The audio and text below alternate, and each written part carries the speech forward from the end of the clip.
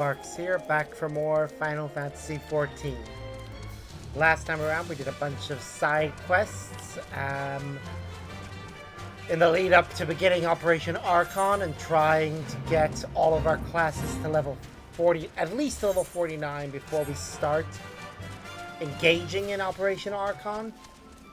But before we do that, I feel like doing all the level 50 gathering and crafting quest. So we're gonna get into that. But first, found one more mission that I hadn't done yet. So let's do it. Guarding a wall so fast as Tide Gate requires a manpower of 2 brigades. Maintaining a unified defense requires they act in tandem. This task has been entrusted to the brigades of the brothers Normoen and Tharthret. Yet I fear they hold each other in esteem far from fraternal, baking of a slice of unintended slice.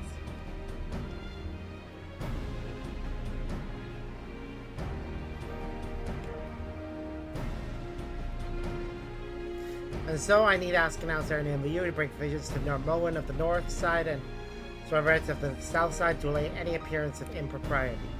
You says I had 2 perfectly equal sets of rations for them, though you'll likely have your hands full convincing them of that.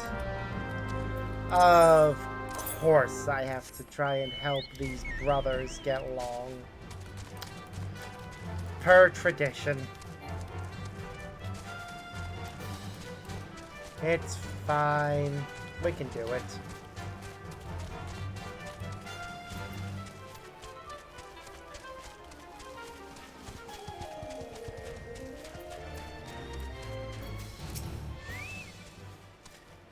I am Normoen Adventurer. What business have you here?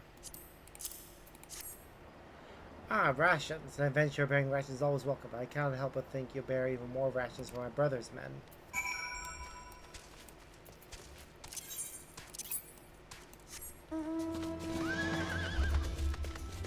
I didn't have to do anything to convince him.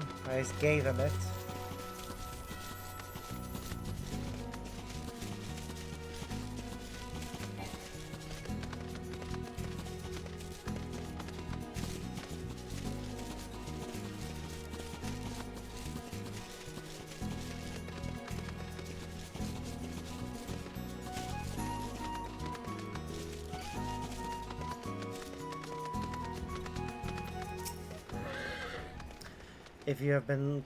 If you have come looking for rats, you found him. Now what of it? Ah, but what is this you have brought us? Salted fish? You insult my men with brine-soaked brill while my brother dines on the fresh fruit of the sea?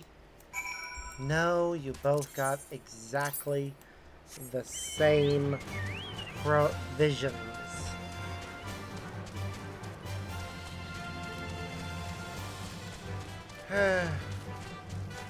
At least they fight with me over it.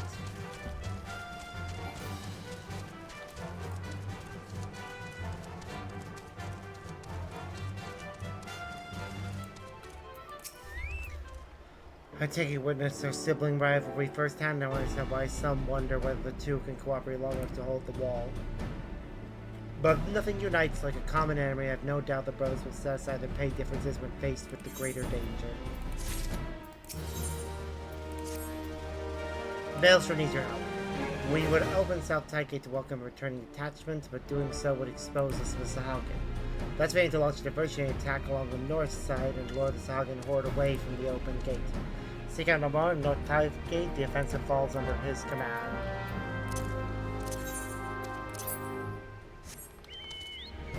He's probably not going to be happy about this. Accuse us of favoritism or some other such nonsense. Like, oh, why are they coming through the south tide gate and not the north? Probably because of the fact that the south tide gate is closer to our friendly Sahagin. So it's a safer come to help bail my beleaguered brother out from under trouble's foot once more. Very well. Do we slay a pair of the scatial sea slugs? I'll summon the lot of them.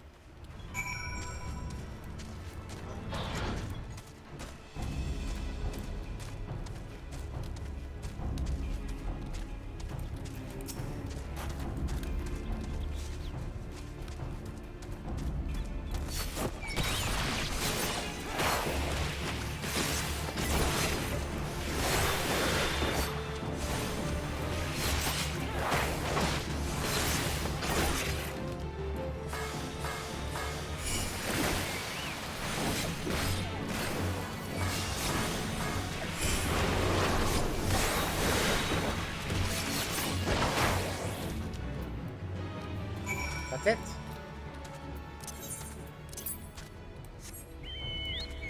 That is the entire quest.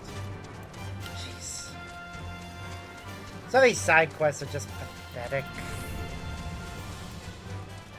Like, they add nothing. Not even worth much XP. Though, some of our classes are getting close to hitting level 50, which is great. And I think doing a few of the main scenario quests will get us there. It's just actually doing them. Sure as rain, our cell stratagem drew suddenly seesaws away from the open gates. The men attachments send their gratitude. Cool. Alright. Now we're going to return to Limsa and get the crafting and gathering quests done.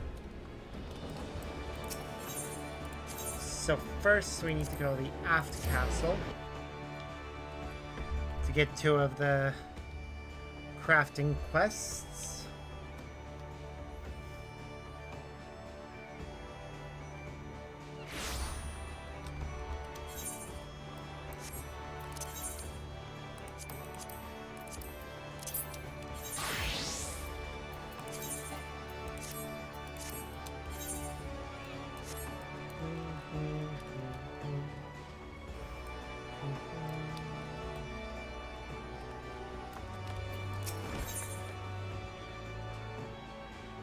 Okay, I'm gonna look up how to get to the other pieces, because we have to choose one. I don't like the idea of only getting one piece, so...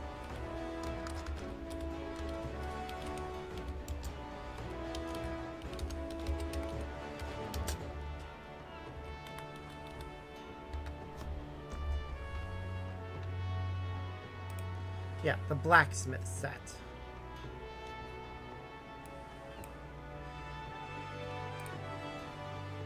Because I'd like to get the full set.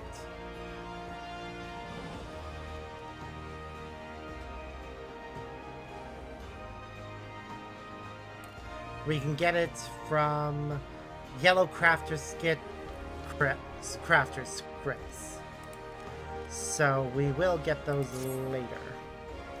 Good news, Albert. That gladiator outfit, Muriel, done the work of 1,000,000 merchants for us since.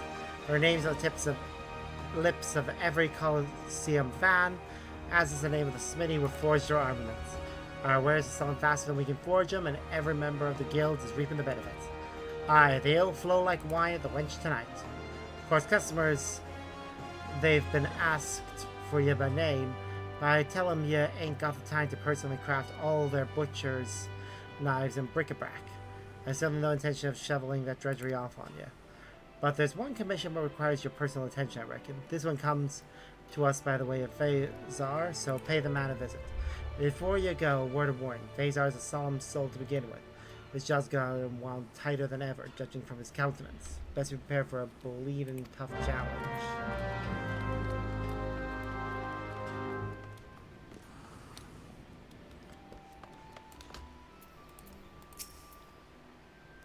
There you are. Hear me, Albert. None other than the finest blacksmith in all Vilbrand will do for this task.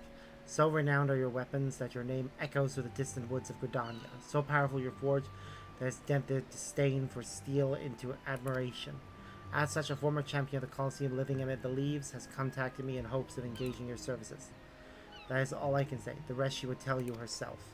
The client wishes to meet with you in private and will be waiting for you on the platform just below the drowning wench.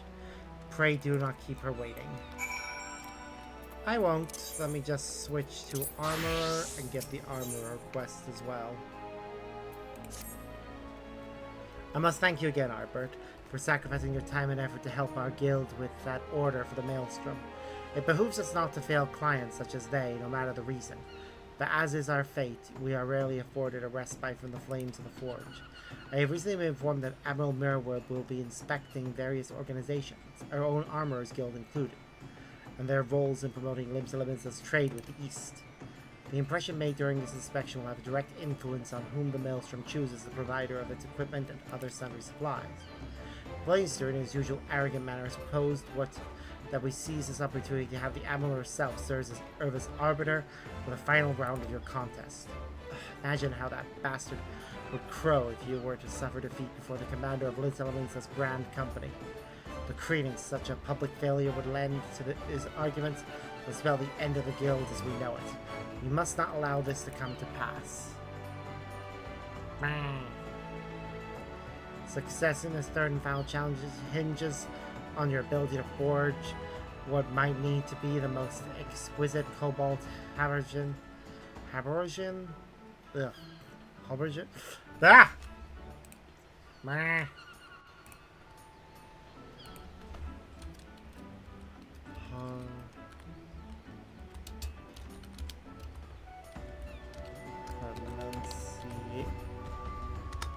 Pronunciation. Habergeon. Habergeon. There. And as you expect, it is one of the most demanding pieces of armor a student of our discipline can attempt. While I harbor the slight doubt that you will produce a habergeon of surpassing quality, let us tip the scale in your favor by augmenting it with materia, a heaven's eye materia of the 3rd grade to do the trick. Once your armor is complete, deliver it to Sergeant Zibrook at Hawker's Round, and he will see it pass along to the Admiral. Okay, so the fact that this requires specific materia is a bit of a problem, because I don't know if I have that kind of materia. I might, but I might not.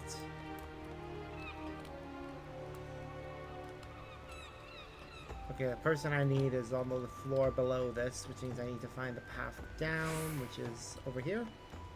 Yeah, there it is.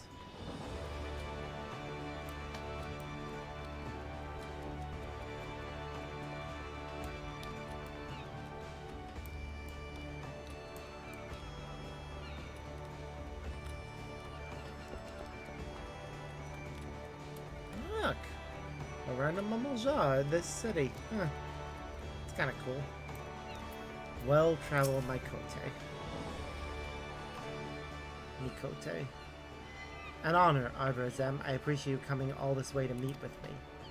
I am told you are a blacksmith without peer. It is for this reason that I have come to seek your assistance. The sword I would have you forge must befit a storied Colosseum champion, rather a man who would become one once more. This gladiator has recently returned to Ul'dah and has chosen to fight under a different name, you see. Perhaps you are familiar with the Bronze Bull. I thought not. His performance on the Bloodsands has been less than stellar. Despite his wealth of experience, he struggles. I have seen him fight. His weapons are his weakness, but I fear he thinks himself at fault. Which brings me to my request. I wish to arm the Bronze Bull with a quality cobalt winglet, strengthened with a savage might materia of the 3rd grade. He is far greater gladiator than his record suggests, and deserves better than the rubbish he wields. When the sword is ready, deliver it to Faizar. He shall see that the Bronze Bull receives it.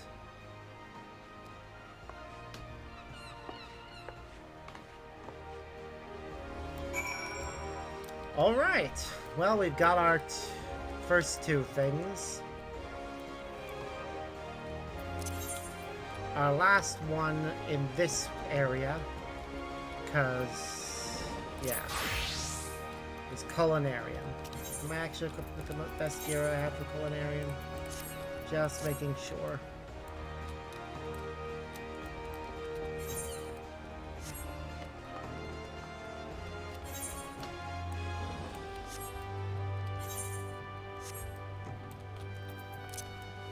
Let's run faster to get there. While our little otter friend attempts to keep up. That is adorable. I love him so much. I hope I have all the ingredients to make these things. I'm pretty sure I do, but we'll find out soon enough.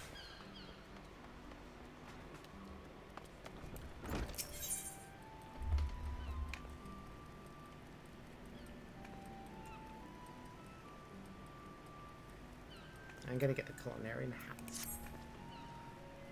If the gods are your arbiter, the Admiral's due to receive a Sultana of Old Dawn, the Bismarck's been called on to handle the welcoming feast. But that ain't the half of it. The Sultana specifically requested that your cooking be served. It seems word of your talents reached her Grace's ears, and naught would do but she must sample your culinary creations. Well, that's all well and good, but there's a bleeding lot at stake here. Please, the Sultana would win you more acclaim than aught else you could do, but if you was to bugger it up, well, I'd rather not dwell on it. Right now, all we know is she's keen to dine on something tasty, but if you want to guarantee your royal client satisfaction, you'll need to learn what she's hankering for. As always, you can count on the help of your guildmates. For starters, you do well to consult Diving Dove. Woman's from Old Daw, as you know, and might be as she can offer some insights on Sultana's preferences. Off you go now, and good luck. In Old Daw, commoners like myself seldom get the chance to see the Sultana in the flesh. It's a great honor being called upon to prepare her Grace's meal. But I warn you to proceed with caution. I'm sure you will recall Lord Lolarito, your erstwhile patron. Well, a troubling rumor is circulating to the effect that he arranged this royal visit. As a member of the Syndicate, it's entirely within his power to do so. And if the whispers can be believed, Lolarito's sole purpose for bringing the Sultana Limsa Liminsa is to humiliate you, Ardbert. By extension, the Bismarck, whatever his reasons, would seem he is still intent on proving our creations wanted. So as to preserve our good name, it will be to your benefit to do as the Guildmaster suggested, and learn all you can of Sultana's tastes. For this, I recommend you consult Letitia. Knowing her, she's already begun looking into the matter. I have been expecting you, Albert. I may be more bookkeeper than chef, but I am no less a member of the Bismarck. As such, I mean to do all in my power to see that you succeed in pleasing the Sultana. Lord Lolarito has gone to great lengths to prevent us from discovering the Sultana's preferences, but discover them we shall. At any given time, there are a great many Oldans visiting Limsa Liminsa, be it for business or leisure. I suggest begin by learning all you can from them. You might also wish to speak with Rube Epicom, a former colleague of mine at Melvain's Gate. As a customs officer, she has an overview of exports to Oldal. I realize this may be a stretch, but we cannot have too many hits.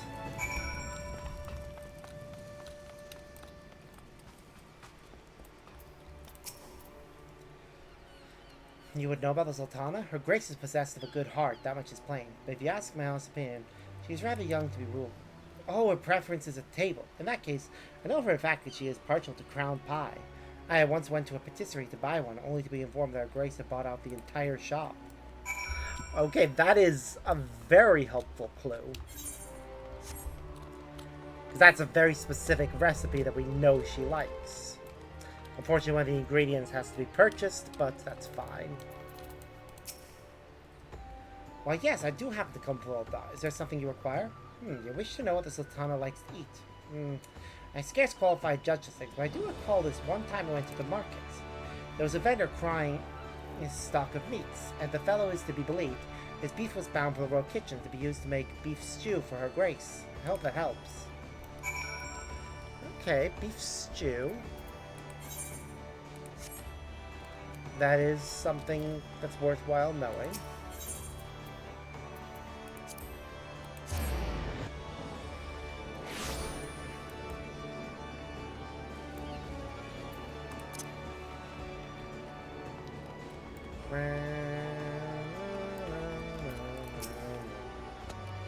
Well, the Sultana likes to eat. You ask, cannot claim first-hand knowledge, but some moons ago there was an article in the Mithril Eye. Her Grace was on a royal visit to Gordania, where she reportedly fell in love with a local dish, something called Trapper's Quiche, if memory serves. Okay, that is again very helpful.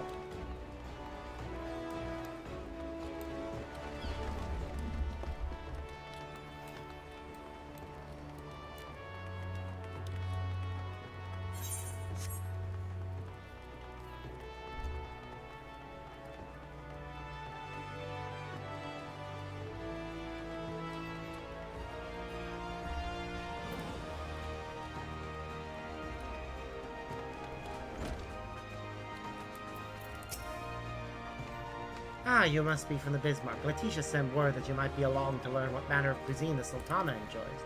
While I do not have plain answers for you, I can tell you that F-Tail suddenly vanished from the Liminsa markets right before Grace arrived. Some investigative work revealed that the tails were snapped up by the East Aldar Trading Company, which is chaired by none other than Lord Olorito. Somehow I doubt that this is simple coincidence.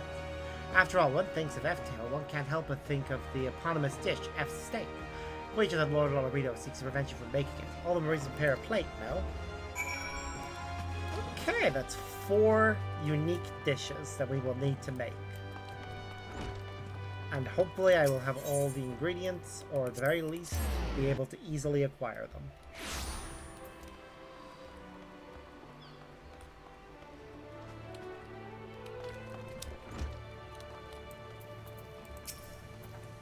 It's good to see you returned, Albert. Judging by your late expression, I take it your investigation has borne fruit. 4 potential fruits, you say. An F-steak, a bowl of beef stew, a serving of trapper's quiche, and a crown pie. Picking which one the Sultan has the greatest tender for is a quandary. So why not prepare all of them? This is to be a grand banquet, is it not? It would certainly not be taken amiss were you to present several dishes. With that settled, best you get to work. Needless to say, all the dishes must be prepared to the highest standard. Once they are ready, please deliver them to the banquet venue. Speak with Zanthale at Bulwark Hall, and he will grant you admittance. Moment of truth, Albert. Go and do us proud. Okay. So I know for at least one of the ingredients we're going to need to purchase a tiny crown. Yep, so we got that. Pretty sure we have almonds, cinnamon, maple sugar. Yes, but only low quality. Shouldn't be an issue. Mirror apple, pie dough. Okay, we got everything. We should probably make better maple sugar, though. So, do we have maple, which is made from maple syrup, which is made from maple sap, which we have some of. So, I can make this. Okay, we'll start there. In fact, what am I doing? This guy sells maple sap, doesn't he?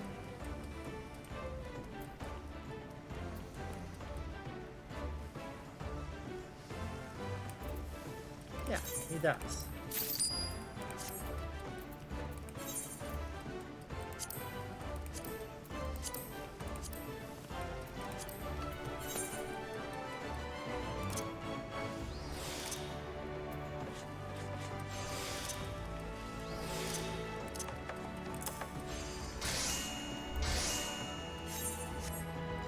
Alright, we've got the maple syrup,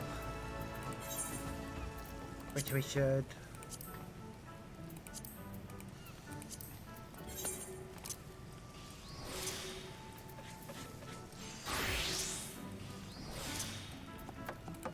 further refine into maple sugar. Alright, we got the maple, we got every ingredient we need for the crown pie now. So that's what we'll start with. Let's go over to Hawker's Alley and get to work on the crafting. Alright, Renderay should have most of the ingredients we need. So let's see, we need mirror apple, just one of those, cinnamon,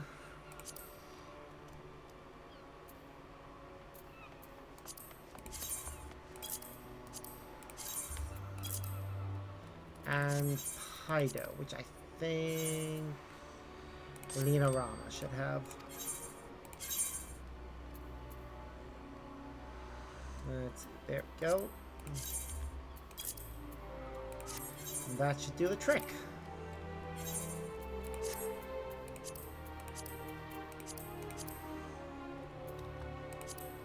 So we start with waste knot, then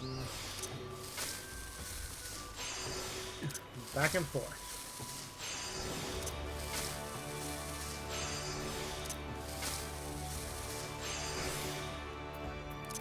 Alright, the veneration, basic synthesis. One more. Woo! 1 crown pie made. Alright, next thing. Trapper's quiche. So for that, we need another pie dough.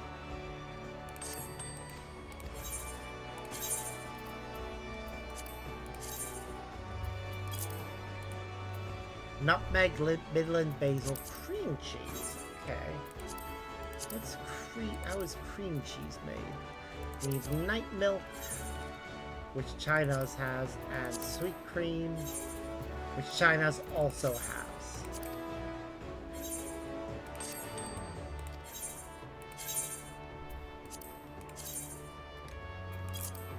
Okay, and night milk. Okay. So we have what we need to make that. Oops, I closed the entire menu. I didn't mean to do that.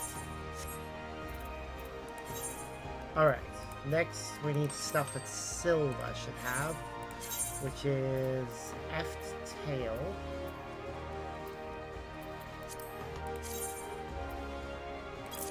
And an Akalu egg. Alright, that should be everything from them. Then we need... Brenda Ray should have some nutmeg and Midland basil.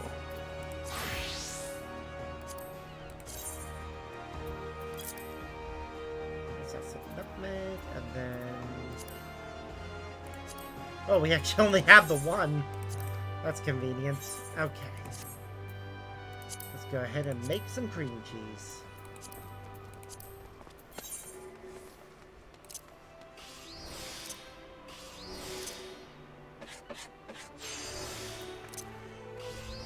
%, accuracy in one go because it got an excellent quality. Alright, so that's the cream cheese. I love it says squares, even though that's not what you see in the picture. That's clearly, well, a wedge. Oh well.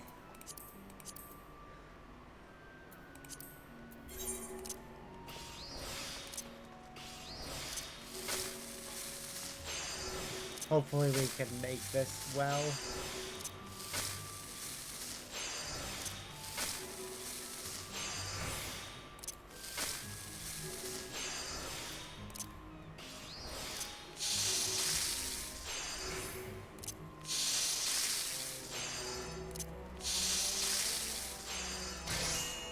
Alright, there's the Trapper's Quiche. Next... beef stew. Alright. So for the beef stew, firstly, Brenda Ray should have some of these ingredients. Yep. Black pepper, yes. Wild onion, yes. Sour red, that I'm not sure about. I wouldn't know where to get it.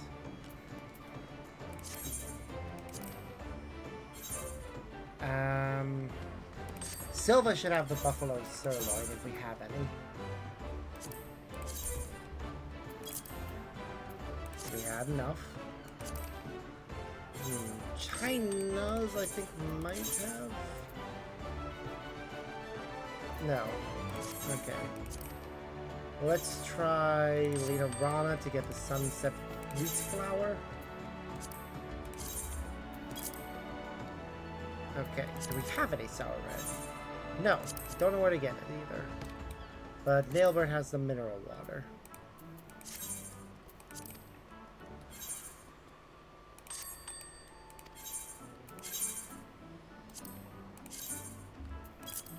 I'll go try the cook, the Culinarian Guild merchant later. Okay, we need more black pepper.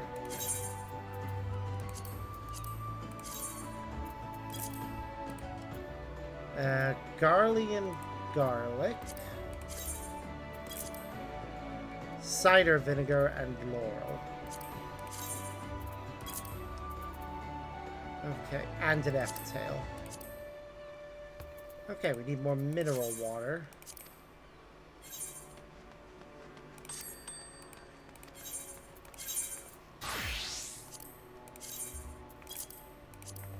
This require one or two? Yeah, okay. We also need a fairy apple, which Render Ray should have.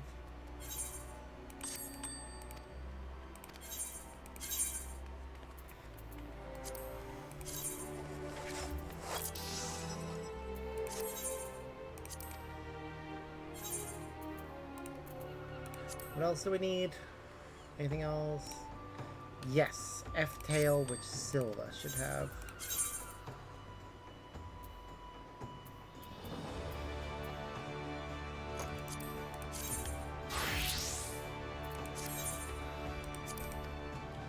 Alright, let's at least make the cider vinegar.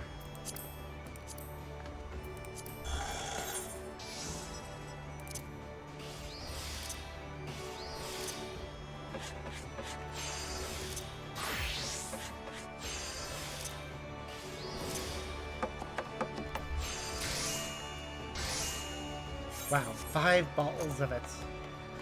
Alright, I'm gonna go over to the Culinarians Guild and see if the merchant there sells sour red.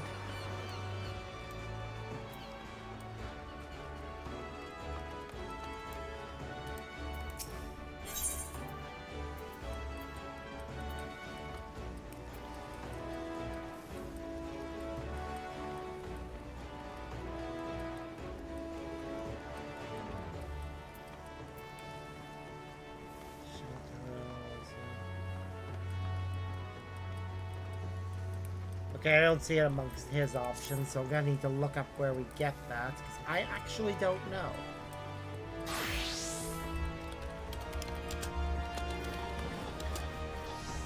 Where do we get sour red from?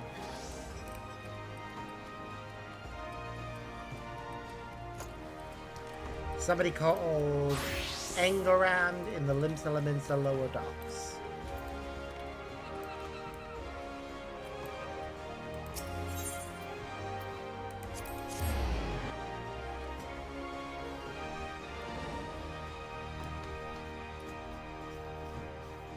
I'm going to get at least 2 bottles.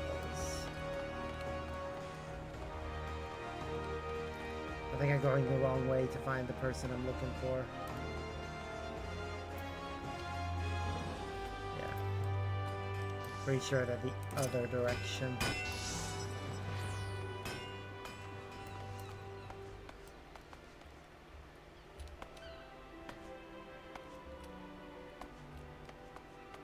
Engaran, there you are. Hello. Please provide me with some sour red. 2 bottles, please. There we go. Now watch as I turn these ingredients into a masterpiece.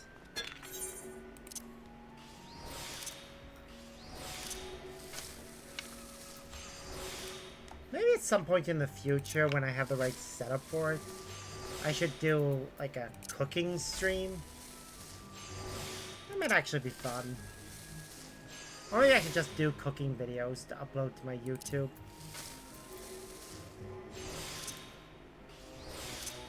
We'll get the opportunity to try some new recipes, experiment, make things I like.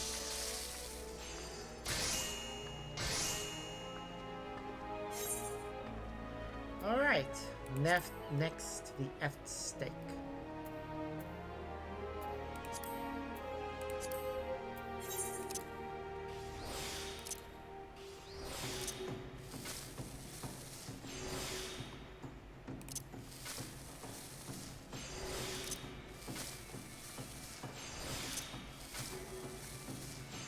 The condition may have temporarily been poor, but it was good enough.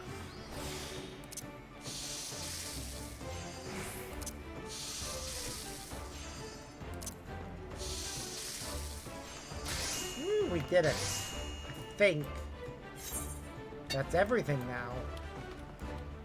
We should go make the delivery.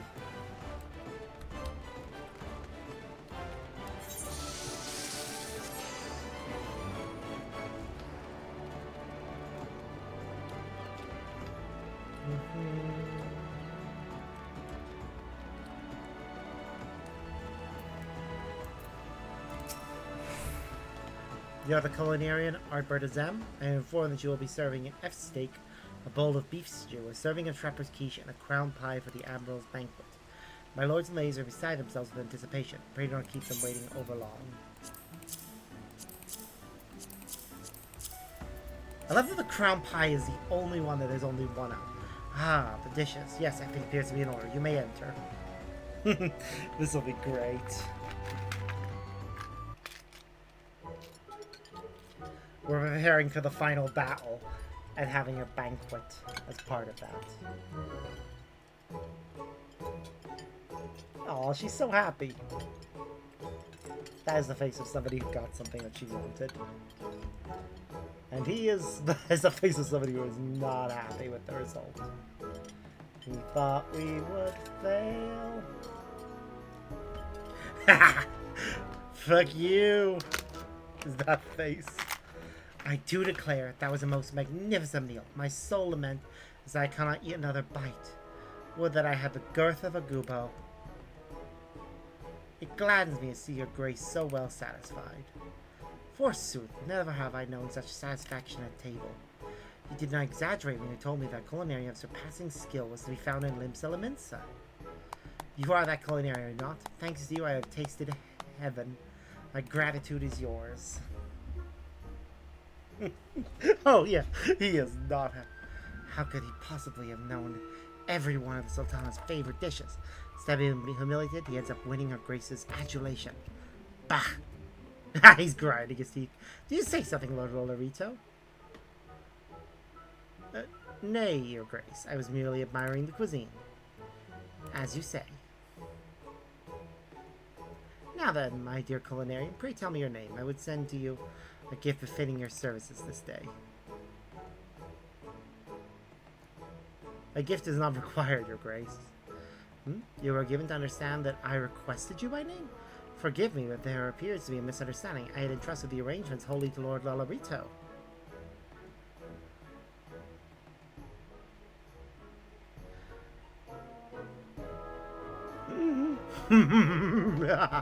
He has been embarrassed.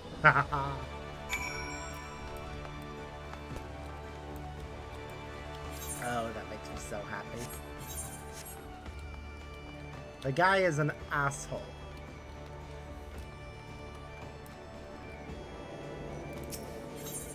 He deserves what he gets. Gotta go turn in the quest.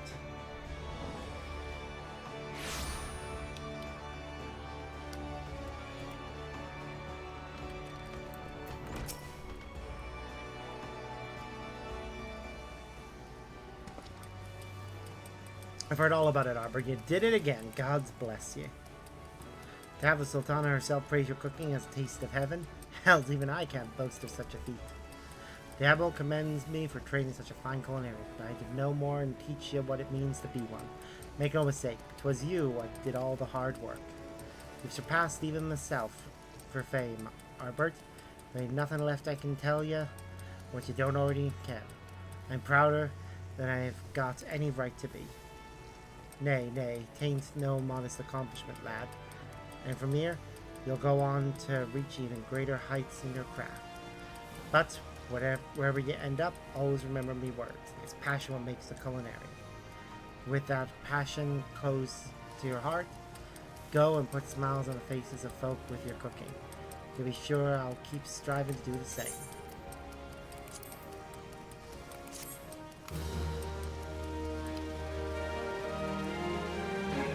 We're gonna get a hat similar to his hat. This was culinary quest for Final Fantasy for Reborn, or to take the next series of quests, you must first meet the following requirement. You must have completed the main scenario quest before the dawn. Once you've done so, the next culinary quest will be available from Lean's Gate.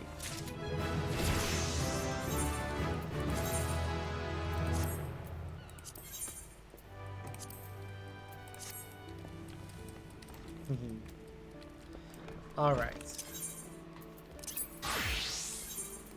So next we need all of these ingredients. I think I actually might have everything. I'm not sure if I have them in high quality, but let's go find out.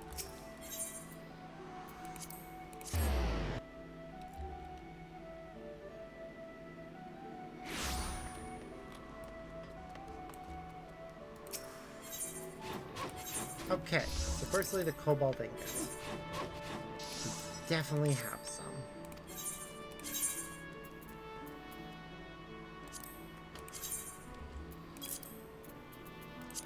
Mahogany lumber. We have some, but not in high quality. Do we have enough mahogany logs? We don't have enough mahogany logs to make some. I am going to just go ahead and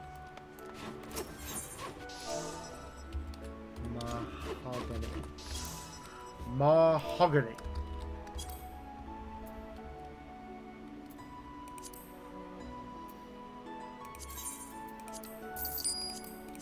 There we go. We got what we need there.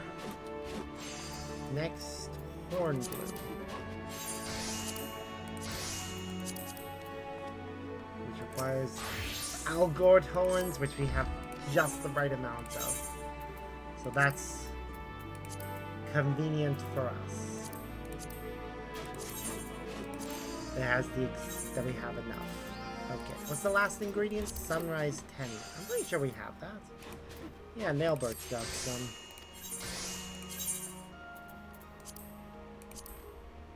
Oops. I did not mean to retrieve all of them.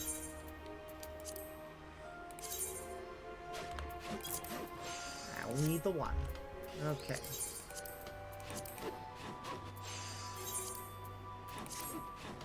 Let's switch over to Alchemist. And synthesize up some horn glue.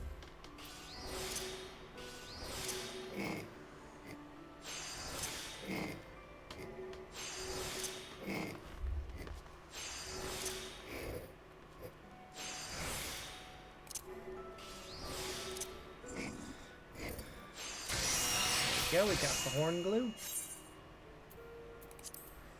Let's go back to blacksmith and make our sword.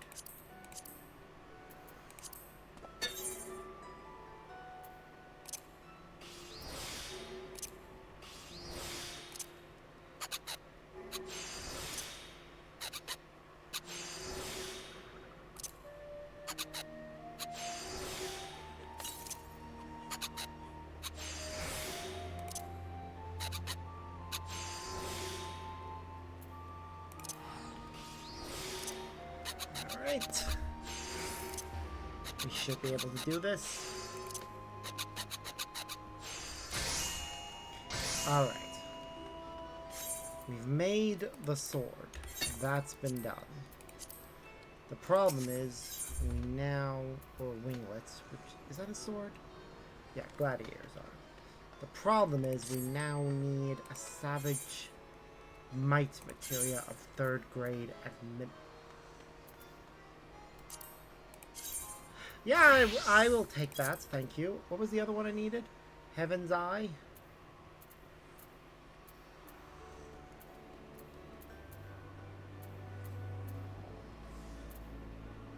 Damn it, we don't have Heaven's Eye 3rd grade. We may have to buy that. Hopefully it's not too much.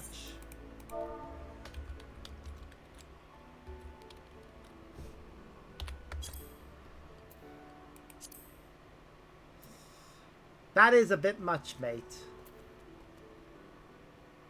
For I only want the one. Fine, I will buy the 2. Alright. Now then.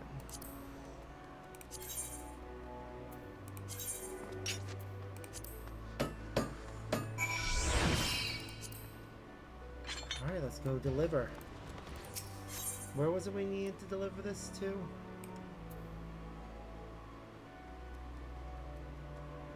Phasar. So, Aft Castle.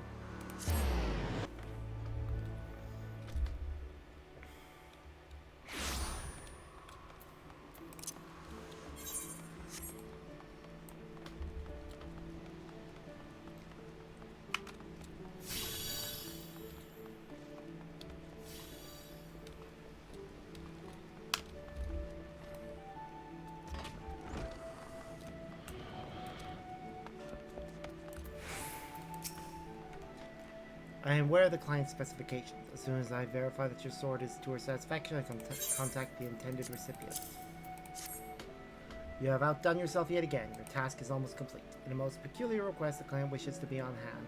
yet out of sight for the purveyance of her gift. I shall attend to the arrangement. You need only be ready.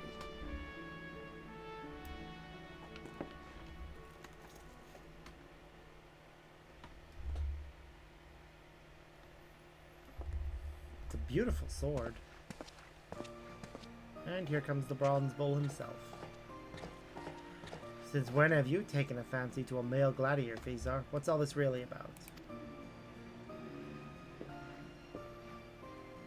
I assure you, you will not be displeased. Quite the opposite, I should hope.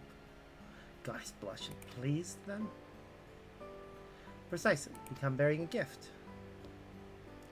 A gift for me? Ha! Give it to someone who deserves it. I'm in no mood to be fawned over.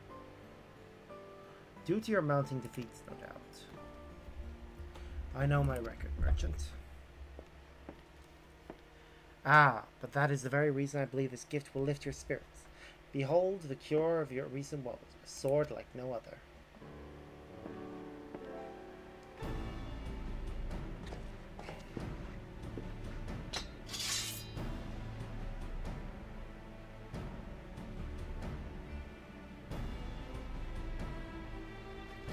This blade, I've never seen its equal. Did you forge this, Smith? Yep, I sure did.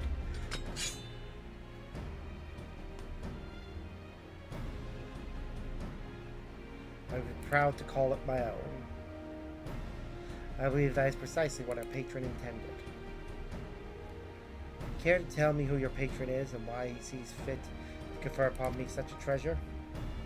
I can say only that she prays for your success. It is her hope that with this sword you will win new glory, and that these words will help you to remember that of old.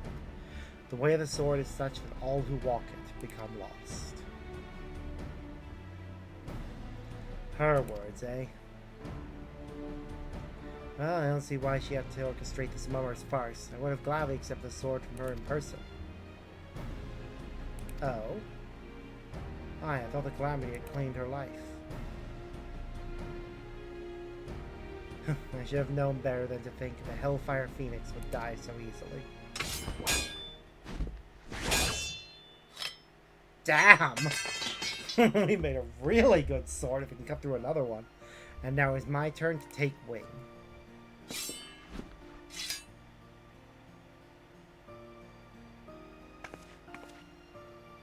On my honor, I shall one day stand atop the Colosseum and do this sword justice. I love how the wings fold up when it's not in use. I think that's like a nice little detail.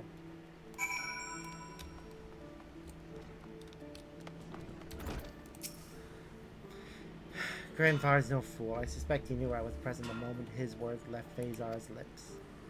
Why not give the sword in person? It is complicated. Simply put, I will not involve myself directly in Colosseum affairs. Long ago I swore never again to take up sword or spear for sport. I have entrusted the Fort Master with my honorarium. Please accept it with my heartfelt thanks.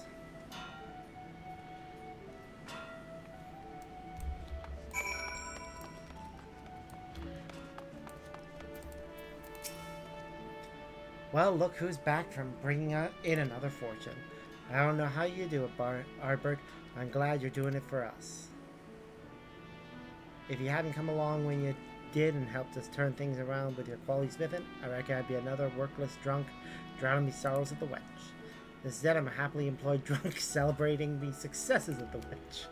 You know, any lout with a tool can put passion into his work, but to have it come out the other side and affect folk is true artistry.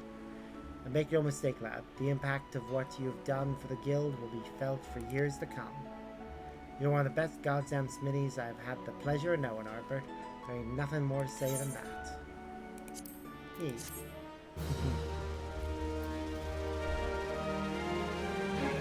includes the blacksmith quests.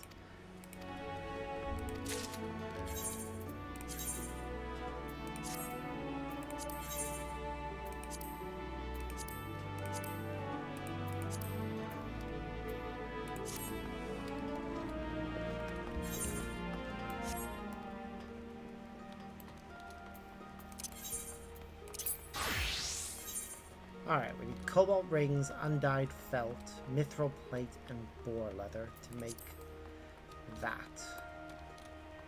Wait, have I made this before? I feel like I have. No? Okay.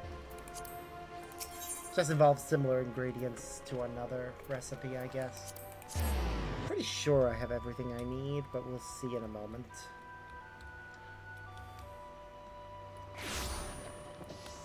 So firstly, green should have all of the... should have most of the things I need. Let's see. Firstly, I need... Actually, I should just double check. Cobalt rings. We have 5.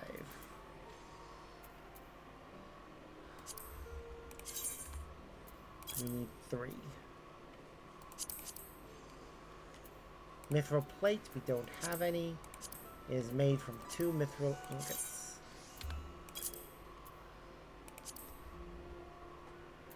Okay, we need undyed felt. Oops. Yeah, thought I had some.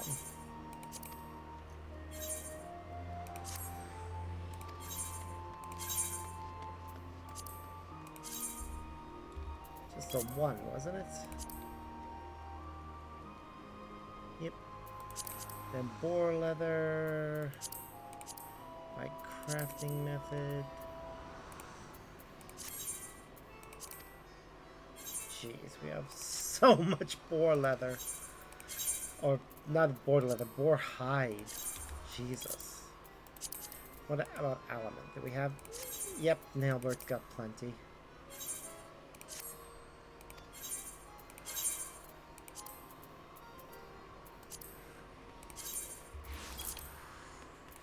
Alright. So first I switched to leatherworker.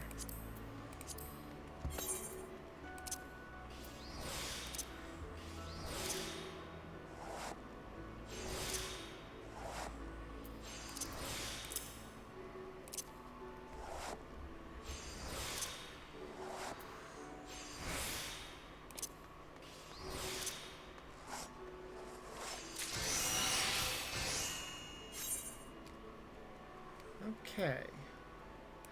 That should do everything that we need. Oh. Wait, we need to make 1 mithril plate.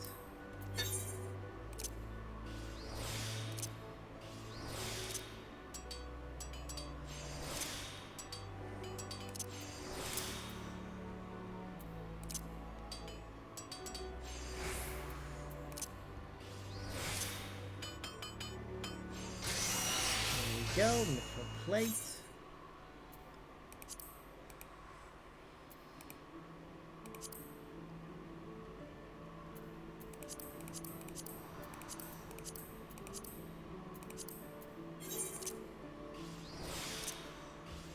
I'm so glad that crafting points reset whenever you start a project. It makes more sense just because of how many resources go into them.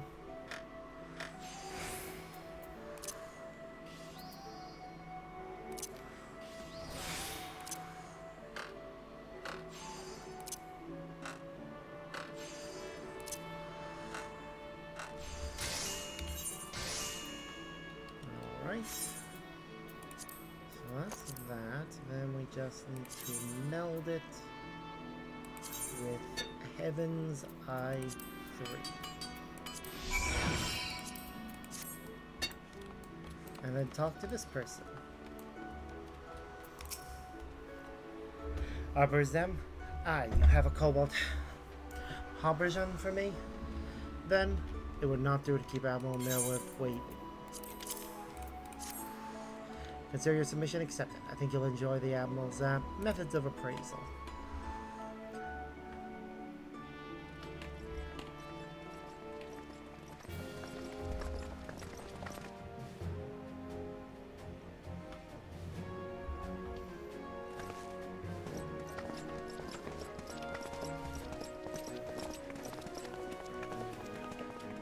Albert, Plain Steer, this is the final round of your contest. We'll decide victory or defeat. May the best armorer win.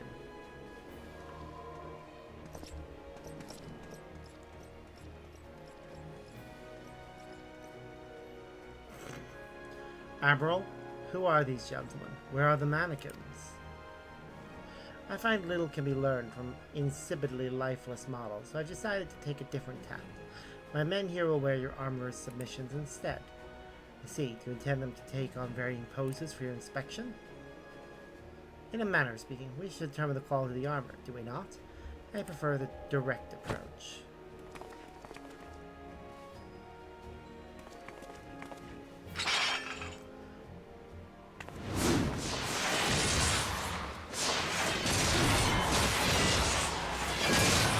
Oof.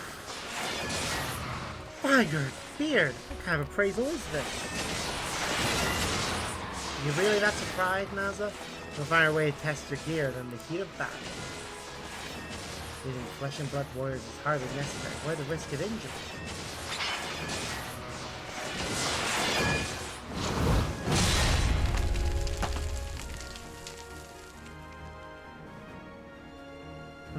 My armor was built to withstand far worse than this.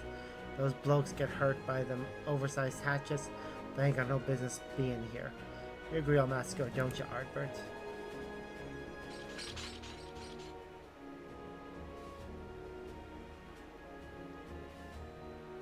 Oh well, it appears your claims to excellence are more than empty boasts. Let's raise the stakes, shall we?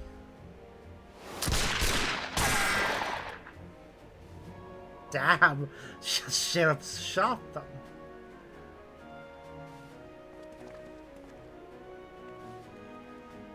Admiral, you go too far. Such expensive equipment is of little use to us if it cannot stop a bullet. Unless you think me reckless, my men were never in any real danger. I quite carefully inspected the sturdiness of both habergeons before we began. You are not the only one with an eye for quality, dear Forged Master. In any case, it appears we have a winner.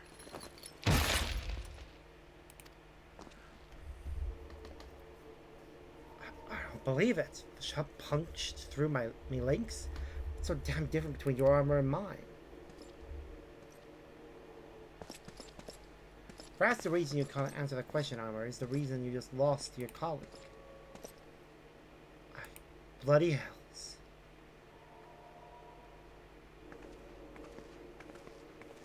This was a most educational and entertaining experience.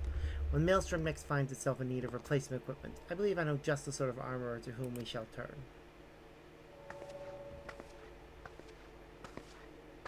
That's two separate instances of us getting her to recognize us.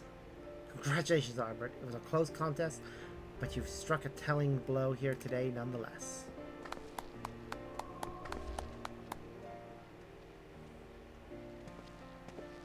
The question is, does Planesir yet realize his folly? It would be best for you to seek him out to learn where we now stand.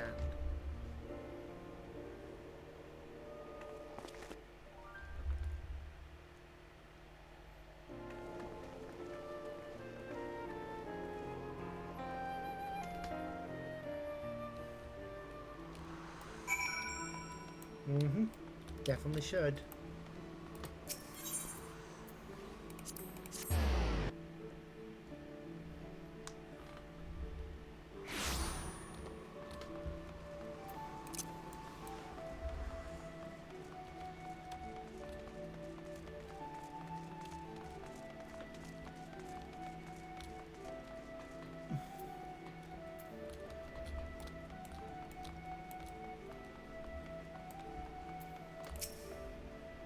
Come to see me beaten and broken, have you? Made a bloody fool out of me. Bah, made a fool out of myself. I was just too thick-headed stubborn to see it coming. Reckon I'll steer clear of guild business for a time. Give me some distance to think on all of this. But you tell that Harpy Naza that she better not let this place fall to pieces. I'll still be watching.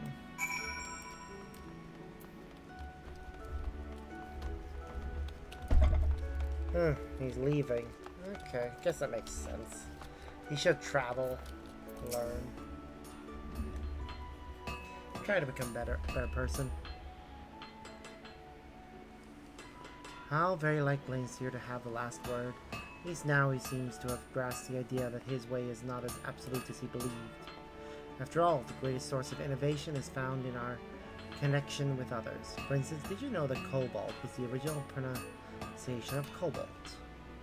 It was through trade with those beastmen miners that we first encountered and subsequently refined the use of cobalt ore.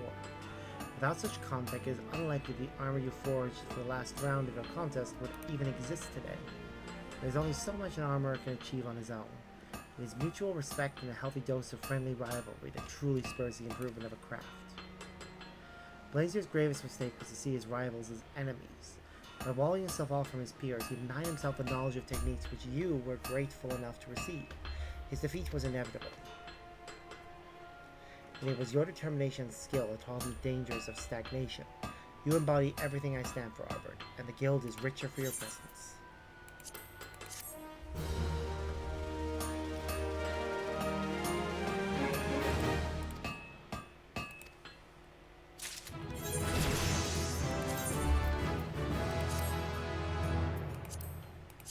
Yay.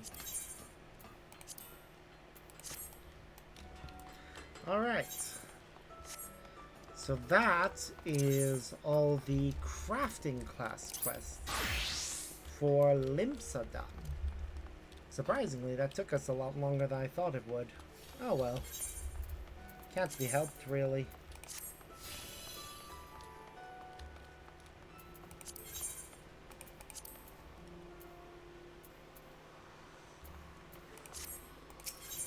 Our next stop will be the Fisherman's Guild to do the final quest of it.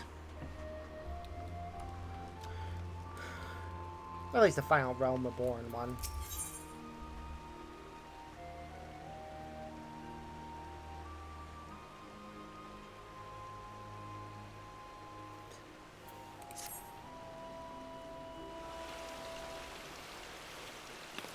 God, this is unbelievable. According to the age-old algae, when the going gets tough, go fishing. Unfortunately, the adage is of little use when the tough going happens to be a fishing ban. Haven't heard, have you? Aesnar Svin has closed all docks and ports for fishing vessels on the authority of Admiral Mirwood. The sorry sailors supposedly spotted a serpent at sea, and so Svin stated that, for our safety, all our services must cease. It's also frustrating. We may be a group of sedentary fishers, but we're not about to take us sitting down.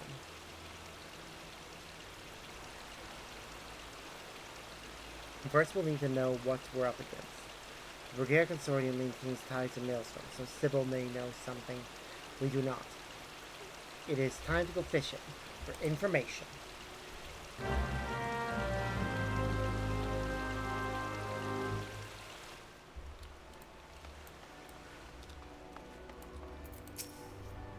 It's a real pleasure to see you again, though I wish it were under happier circumstances. The news came as a shock to us as well.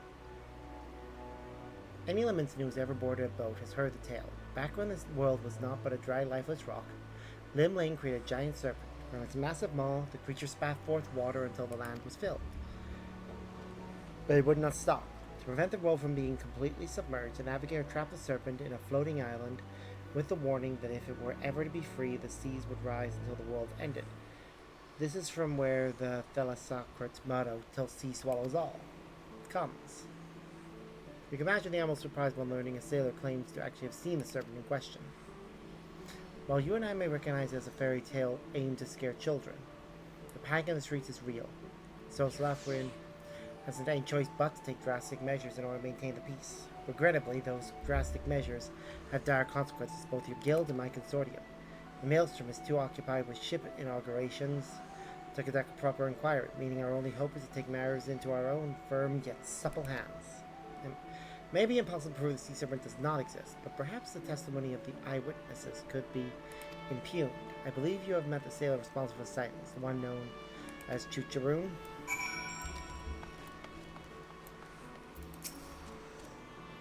Chucharoon see big fish at sea. Some say seabird. Chucharoon just want fish to fish. See fisherman Wolo Lago about fishing fish in sea.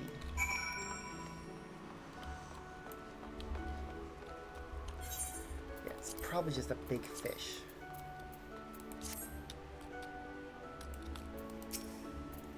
I've seen enough at sea to know when sailors are seeing things, and what Chucharoon saw was no sea serpent for sure. Missing your marks will make mountains out of molehills, distance deceive and delude the minds of men at sea. My money says your serpent is a Meslane marlin, a fairly big fish, but by no means a monster. You can see them barreling back and forth along the north blood shore. But if spied from the shore, people will just shrug their shoulders. You need to make them meet them up close and personal. I'll admit it's easier expressed than executed. I have never nabbed one. If you don't loosen up your line, they'll rip your rod right out of your hands. First thing you bite, they won't waste their breath on worms from other waters.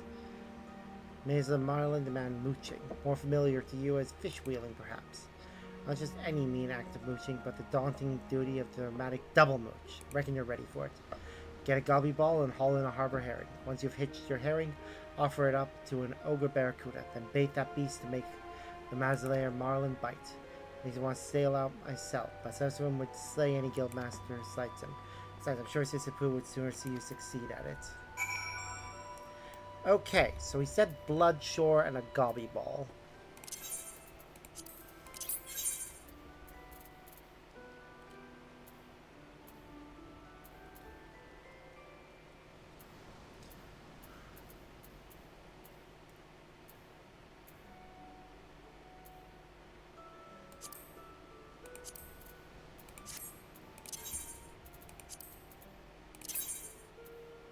And Bloodshore is Costa del Sol.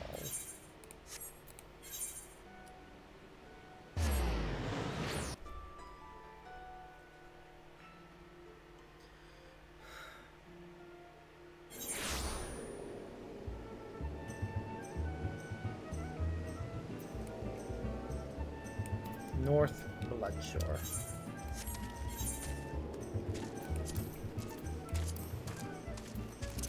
Thankfully, it doesn't seem to require a specific time of day, so hopefully...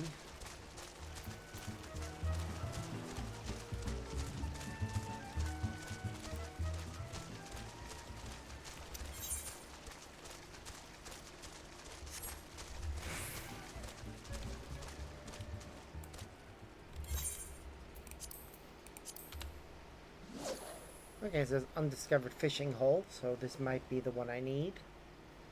North Bloodshore.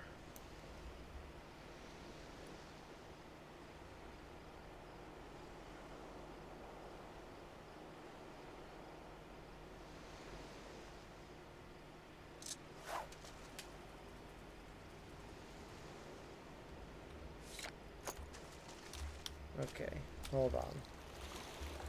Let me actually find where North Bloodshore is.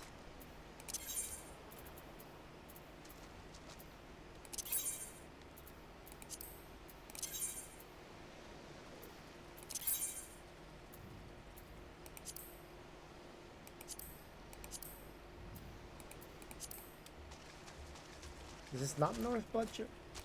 Let me just find where what's classed as North Bloodshore.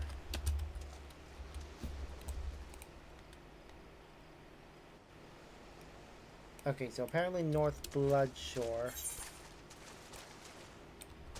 is actually around... It's north of Costa del Sol itself.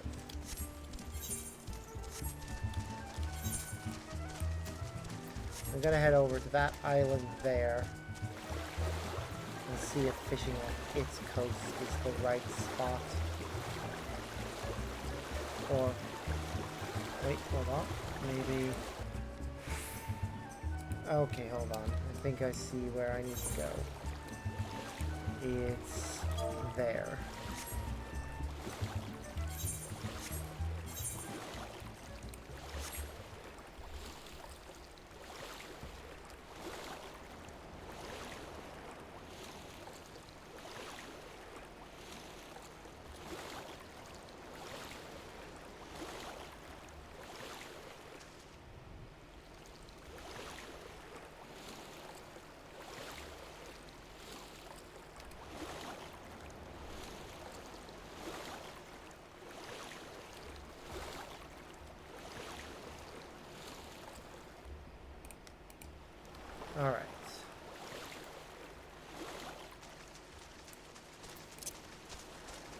Might be more fun to do this from up there on the actual pier type thing.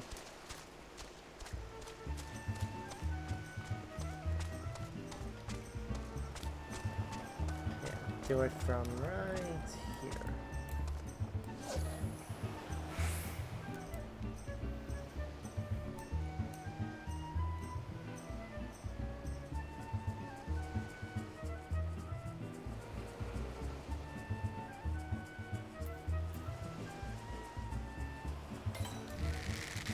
Alright, I think we may have caught what we were after.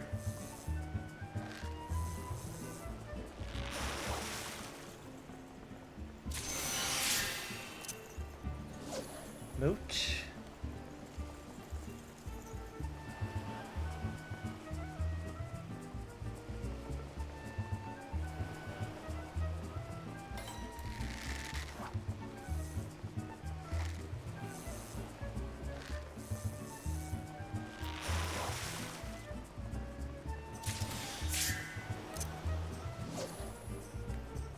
Here we go.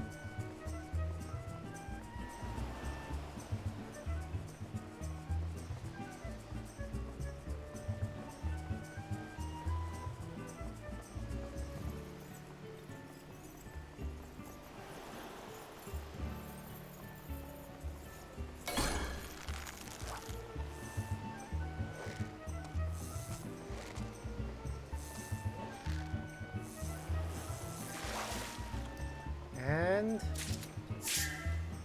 we got what we were after. Yay!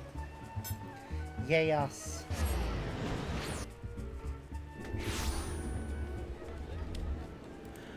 That didn't take long at all. I thought it was going to take much longer. Fisherman missions can sometimes be like that.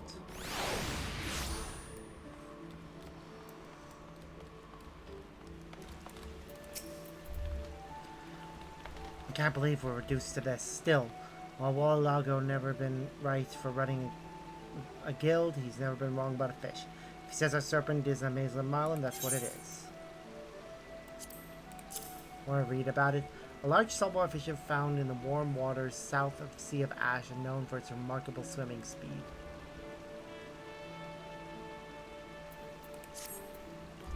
That's the marlin. I can see how some might mistake it for a monster. Hopefully Swelflin will see it the same. Come, Sybil arranged for us to speak with the Grand Storm Marshal.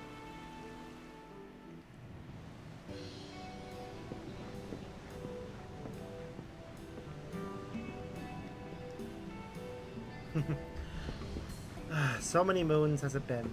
I can remember the last time I boarded a merchant ship for anything other than an inspection. Quite comfortable indeed aboard the luxurious fleet of the Bulgaria Consortium. No doubt to put crooked mongers and traffickers at ease while making illicit deals at sea. Perish the thought, we would never dream of calling the Grand Storm Marshal to a vessel where such roguery took place. A shame. I'd imagine those sort of vessels were the most fun. So we then best tend to business. Of course, sir. Allow me to introduce you to the Maisland Marlin.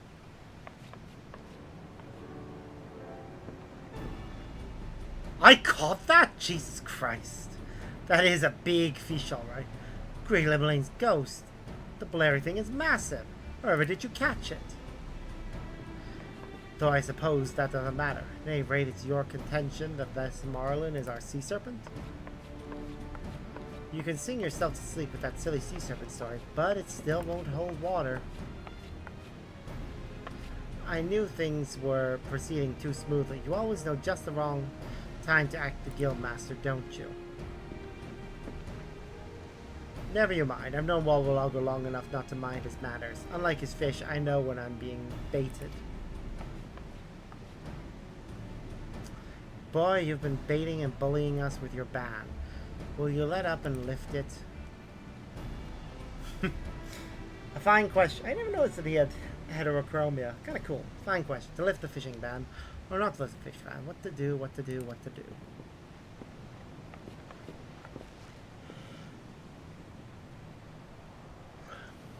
On one hand, I could lift the ban. But on the other...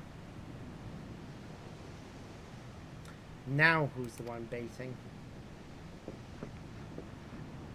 Why not? Of course, there are formalities we must observe, so I'm afraid the declaration will have to wait until tomorrow.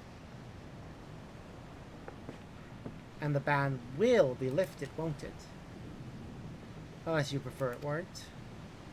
By no means, it's just, I fear that simply bringing you a large fish might fail to serve as adequate evidence in overturning a formal military promulgation. Hell, I never really believed all this sea serpent silliness in the first place. It was more about putting Laminson's mind at ease than anything else. The moment you brought me should accomplish just that. A few of our more paranoid conspiracy theorists in the maelstrom allege the serpent to be part of an elaborate Sagan plot, so this should make for a nice laugh at their expense as well. And to think, it all started because someone spotted a large fish. Because fish tails are wont to grow in size, the large fish became serpent size and has ceased to be a fish altogether. Makes you wonder about what other sorts of overblown fantasies we've all been led to believe. Sounds like you're ready to lift the ban whether we brought you the marlin or not. If only it were that simple. A fine Grand Storm Marshal I would be if I went lifting bans willy-nilly without any evidence the problem had been solved. This marlin is essentially the assuaging the irrational fears of the public. And I suppose Albert's efforts weren't for naught after all. I wonder how the fishtail grew out of proportion in the first place. I don't delight delving details, but that deed might have been my doing. Why am I not surprised? When I mentioned to Jerome that the Basil Marlin was a monster, I meant it metaphorically, but mayhap he misunderstood. I think it would be in the best interest of all involved if I don't hear any more of this story. The Maelstrom expresses gratitude for your efforts in bringing this evidence to light. Your guild will be notified when the fishing ban is formally lifted. I bid you good day. Ah, silly, silly guildmaster.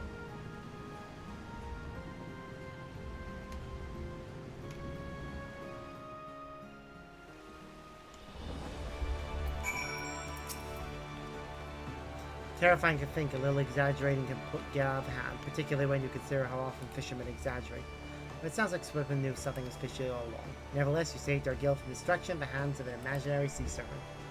Funny how Nimurika delivered you to our doorstep when we needed you most. I certainly can't consider you a guppy anymore. Now that you've called to Marlin the Guildmaster himself, they were quite real again. I'd say we named you Guildmaster, but then Wawalago would have nothing to dodge, and I'm not ready to let that fish off the hook so easily. But I suppose we could at least let him know he has a rival. That might be your finest fishing accomplishment of all. Lone Wawalago, back to work.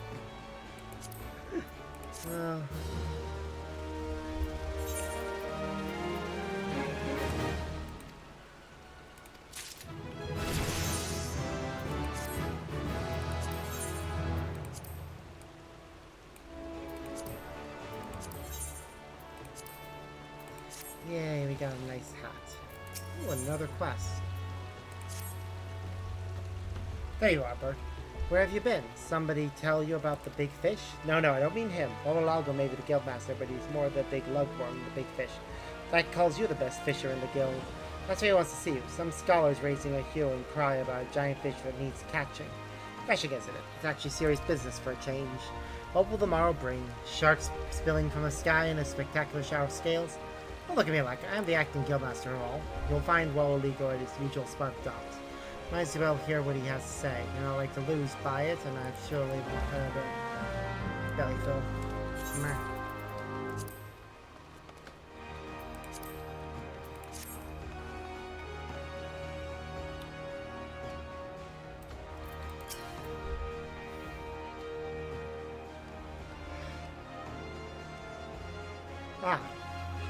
Ascalon, the adventurer, arrives with alacrity.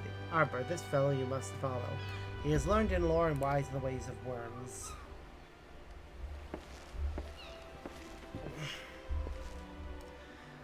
Yes, I am called Ascalon.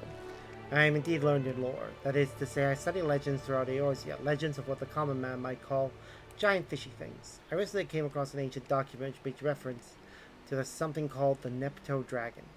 I should explain that by dragon, the ancients probably meant a giant fish, or possibly a shrubbery of unusual coloring. It's usually one or the other.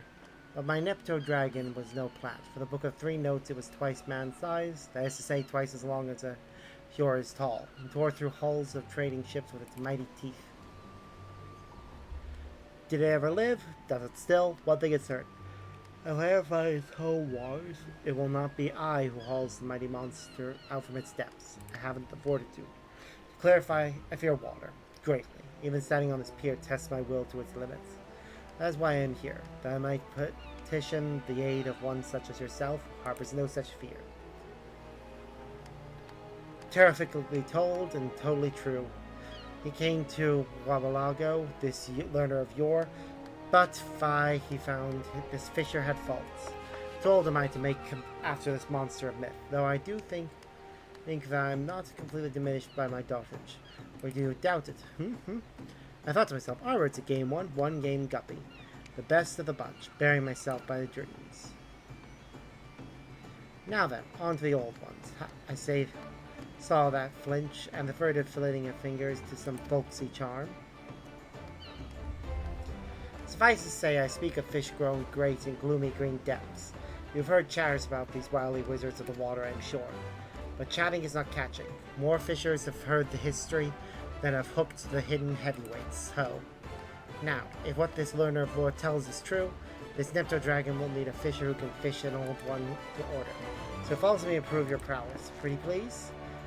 Master Wawaligo, you've caught your share of these elder, that is to say, old ones, have you? Was that a quip or a question? A quick query to yourself, if you please. Why even ask when the answer is clear? Of course I have caught an old one.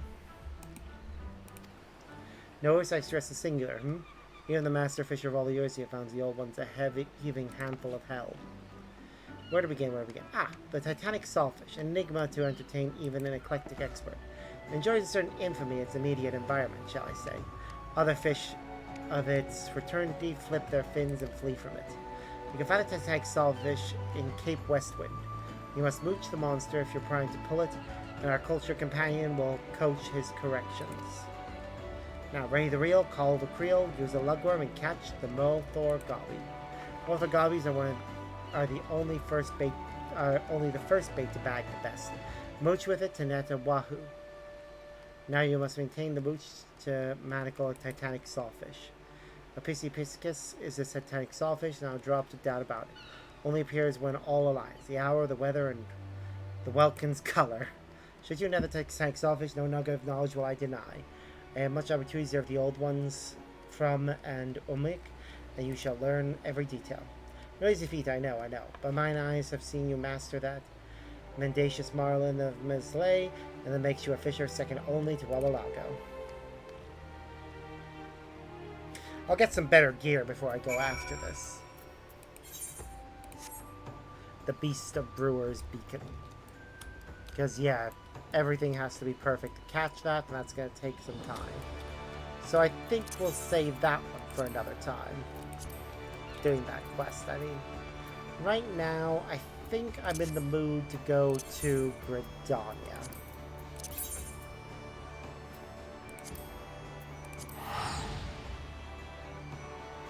We've only got two crafters and one gatherer in Gridania. It's the one that has the least number. Which again is understandable given the odd. Well, it's not an odd number, but the fact that it can't be easily divided. So, let's first switch to Carpenter, because that's the nearest one.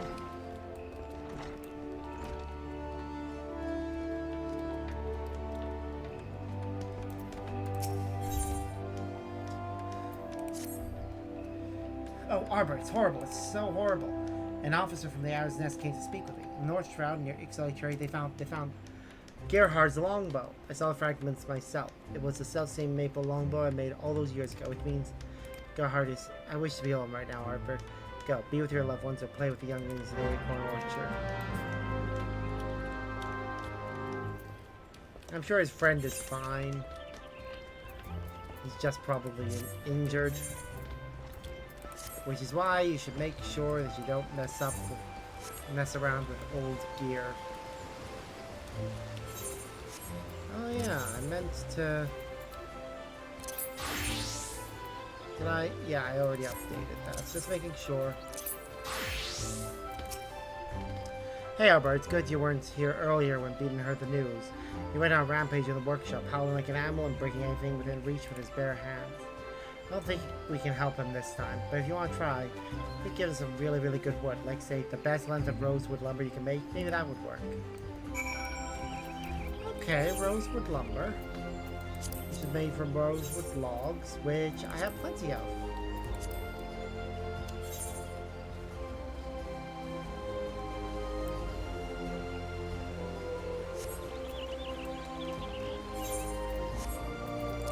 We'll switch to a leather worker, or... Actually, no. We'll switch to... Not miner. Botanist.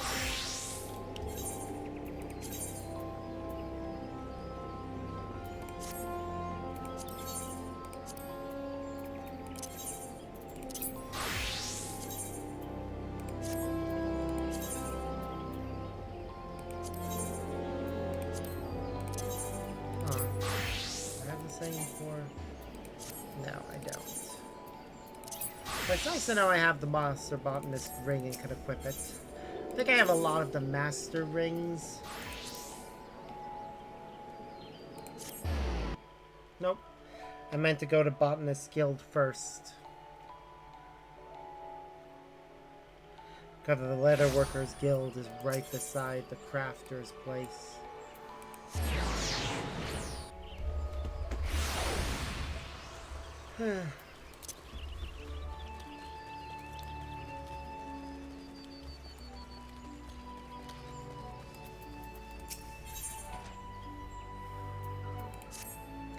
Forgive me if I seemed a bit distant the last time we spoke, Arbor.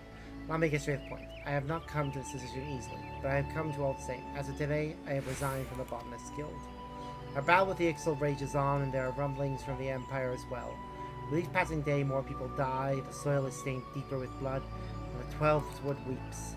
Meanwhile, I fill orders for the war effort. And for what purpose? That more Ixal may suffer and die than Gridanians? No. If this is what it means to be a botanist in this day and age, I want no more part of it. Yanni, may Nafika bless her dear heart, try best to convince me to stay. Still, I feel my heart is settled. Mind you, this decision is mine alone. I will pass no judgment on those who find meaning in their efforts here. Should you wish to continue to serve the guild, I'm sure Yanni will have suitable tasks for you. Farewell, Arbor, may the 12s would ever shelter you. Jeez. I'm not surprised, really, that she's depressed. Let's find a way to cheer her up. Well, I'm so glad you're here. You spoke with Fucha, yes? It absolutely breaks my heart to see what's become of my old friend. Fucha and I have known each other since we were both knee-high to a fungar. And I assure you, her knowledge of and passion for the flora of this realm is second to none. This guild would be absolutely lost without her guidance. Of course, I understand her worries. These are not easy times for a true seeker of peace and friend to nature. I cannot help but feel that her emotions cloud her better judgment, that she is not seeing the forest for the trees, if you will. Fucha has convinced herself that she is doing more harm than good to the natural world she loves so. Preposterous! Has she forgotten the countless trees she planted after Calamity, journeying far and wide to return lush verdure to our shattered realm? Someone must remind her of all she has accomplished, and the work that is still left to be done. To that end, I have made contact with one of Fucha's former apprentices, a botanist by the name of Rudaloin, who now tends to a forest that Fucha herself led the planting of many years ago. My words as a friend will not reach Fucha now, only a fellow botanist who understands the depths of her worries, heal the wounds in her heart. I beg of you, Albert, speak with this Rudalon and seek his counsel. Rudalon tends to a forest surrounding the Timberlord's Lodge in the central highlands of Kurthus. Please, go quickly. Once Fucha leaves our guild behind, I fear that she shall never return. Okay, I can do that.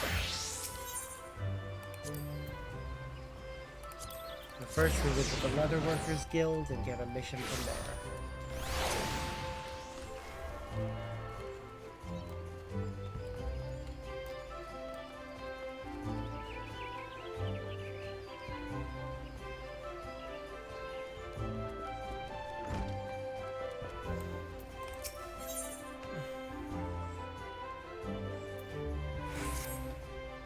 Although, Arbor, you picked a fine time to show up, and for once, I'm not being sarcastic. I'm in quite the predicament here, and you just might be able to help.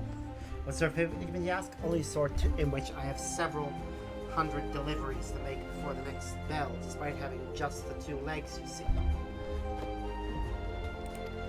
Withdrawing from the exhibition has freed me to devote my efforts to filling guild commissions. That is all well and good. The problem is that I now have more clients than ever, none of whom take kindly to being kept waiting. For every moment we waste chatting, we risk losing a valued customer. Make yourself useful and take this choker to a client waiting at the Whistling Miller. On the double.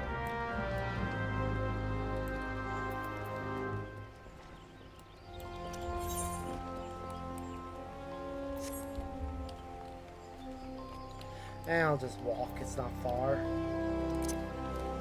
And I can always speed up a little bit.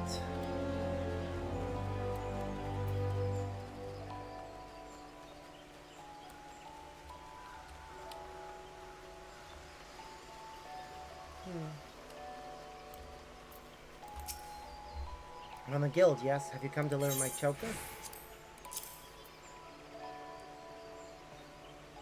Bikes and Alicia is kill at parties. Ah, true guild quality as ever. Yes, all the time and effort put into this piece gave it evident to the overwrought nature of its design. We've only just met, but you strike me as a smart young man. Hence my offer. What say you bid farewell to your fruitless life as Giva's lapdog and come work for me? Who am I at, you ask? Why, none other than the founder and proprietor of Anger Bova's Apparel and Accoutrements, Britannia's premier producer of leather goods.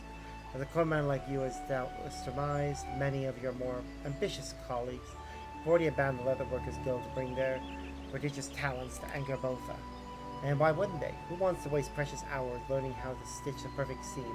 The service of one will suffice. Not I, that's for certain. Anger Botha products are just as durable as Giva's overrated rubbish, crafted in half the time for a fraction of the cost. Should you have any doubts, I invite you to come by the exhibition and judge for yourself. It's a shame the Leather Workers Guild will be absent from the competition. Still looking forward to defeating dear Giva this year. Ah well, for all her faults, clearly the woman had sense enough to see that she was fighting a lost cause. Ta-ta, friend, and remember my offer. Oh, he can fuck right off. Under no circumstance am I abandoning the Leather Workers Guild. In fact, I will take up the exhibition and do it myself just to show that guy up.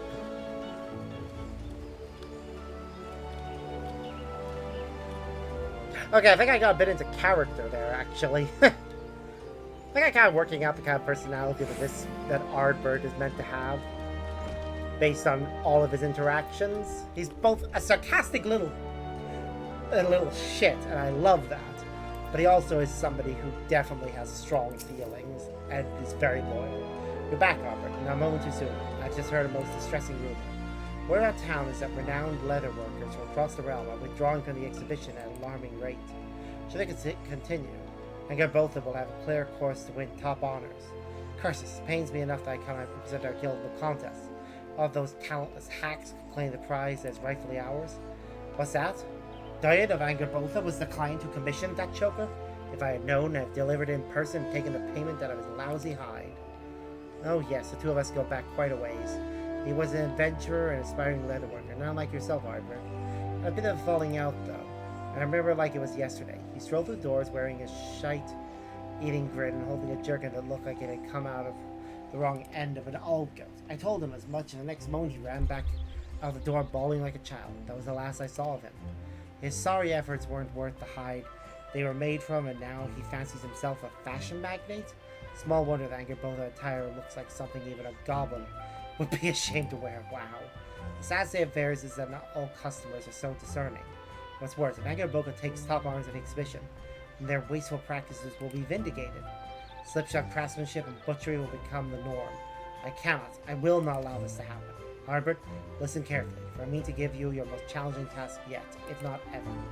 You are to represent the Leather Workers Guild at the exhibition and put that charlatan in his place. A rapper-skinned jerkin of peerless quality melded with a crafter's grasp materia of the 3rd grade. This will be your submission. No simple task. But as one who's taken his lumps and paid his dues, I believe that you have it in you. The exhibition is to be held at Maketo's amphitheater. Estain has been charged with accepting submissions. Once your work is complete, deliver it to her with all speed.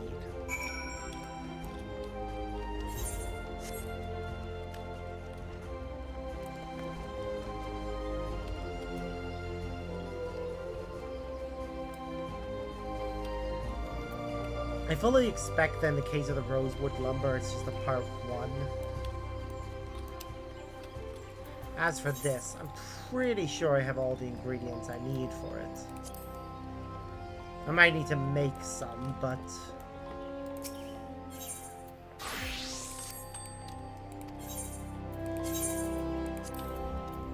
let's see.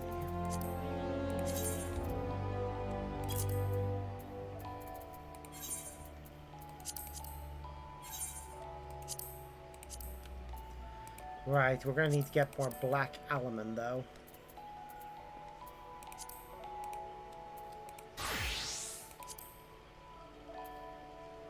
Okay, do we have any raptor leather to begin with? No. Do we have more undyed felt? Yes. I think Alina and then Reen should have both of the things we need. So let's get the undyed felt. Then get the electrum ingots, which I hope I have. Ah, do I only have 4 quality? I do. Do I have enough ore to make... oh, I just barely have enough. Nailbird, give me all of the electrum ore you have.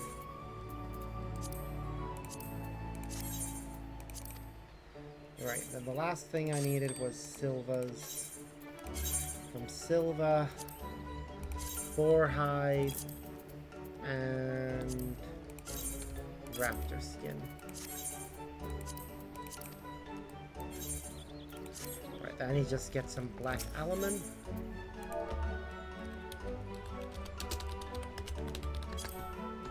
Oops.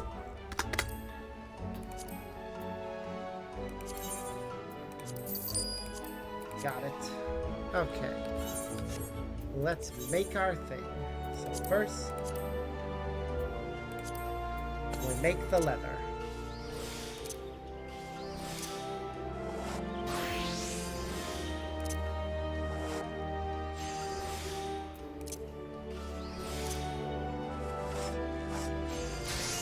Alright, we got the boar leather. Next, we make the raptor leather.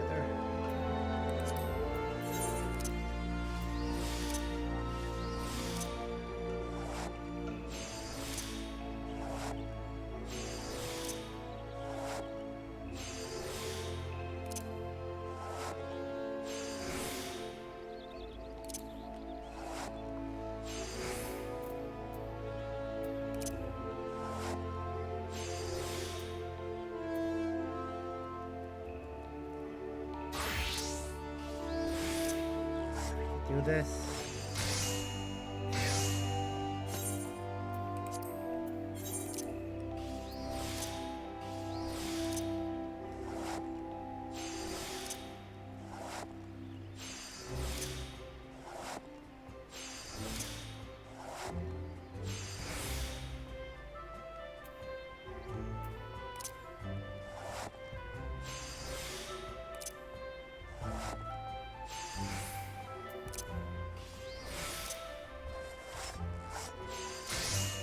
Perfect. Okay, next, what do we need to switch to? Goldsmith.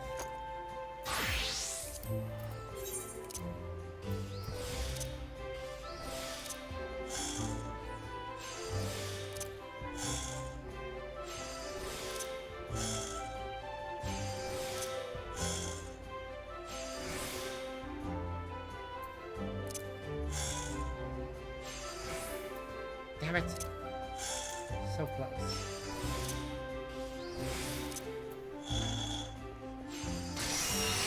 There we go. Okay.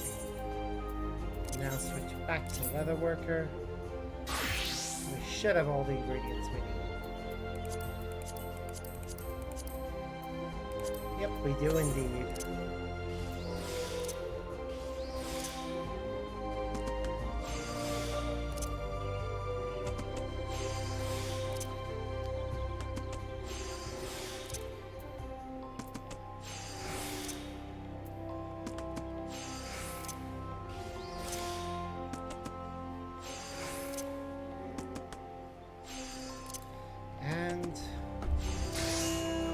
There's the raptor skin jerkin. Now we just need to get the Gatherer's Grasp, Materia 3. Gatherer's Gideon, Competence. There. I only have Grasp for 1.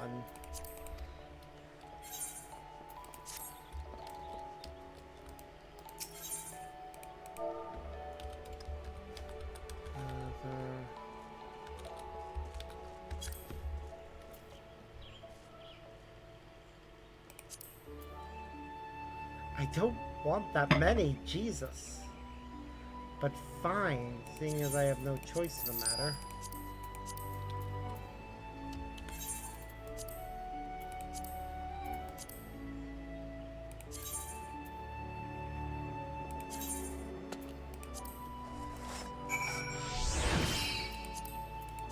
Alright.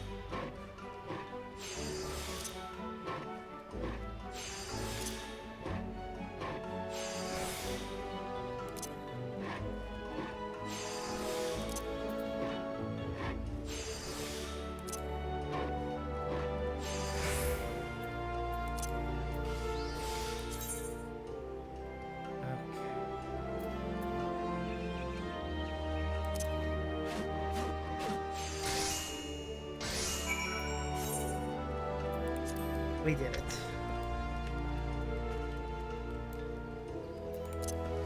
I gotta go turn that in before I go do the other bits.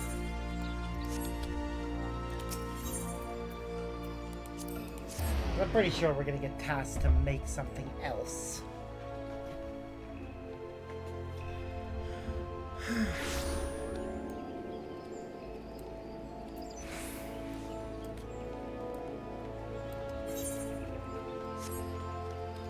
Only one way to find out.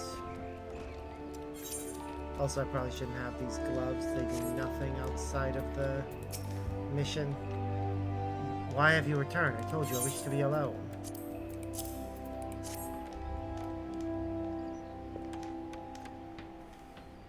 This exquisite length of rosewood lumber, truly the culmination of decades of growth and maturation. I know you mean well, Arbor, but it is no use. My thoughts remain with Gerhard. Like a young sapling, he matured into a magnificent tree, only to be cut down before his...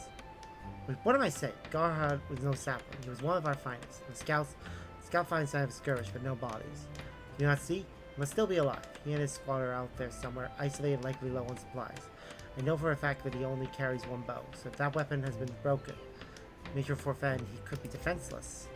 He must needs be sent a new one straight away, but I fear I am in no condition to craft it. My earlier foolish tantrum I injured my hand, and I have not the strength to grip a saw. You must be the one to craft Gerhard's bow, Arbert. I beg of you, make him a peerless crab bow, and have fixed at a savage aid material of the 3rd grade. Once finished, seek out Gerhard and his men in North Shroud. The fragments of his old longbow were found not far from Alder Springs. The Matron is merciful, and we'll find him not far from there. Please, Arbert, you are my one and only hope. Okay, so first things first, to make sure that we actually can do this.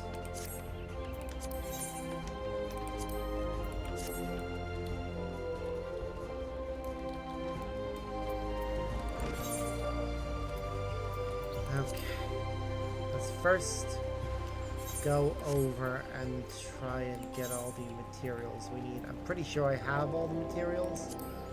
Except the old gourd horn. I just used up the last of that earlier. We're gonna have to purchase some of that.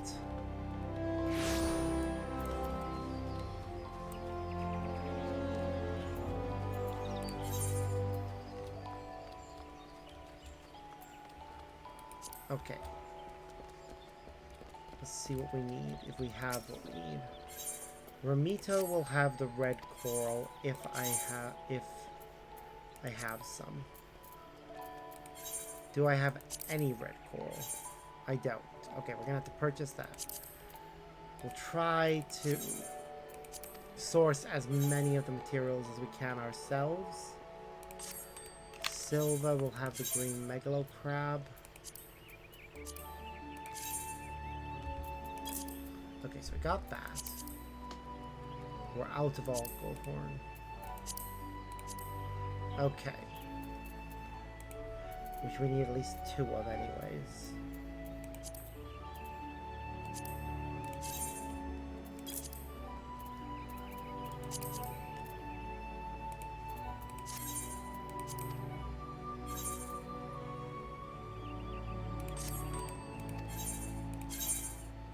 Okay.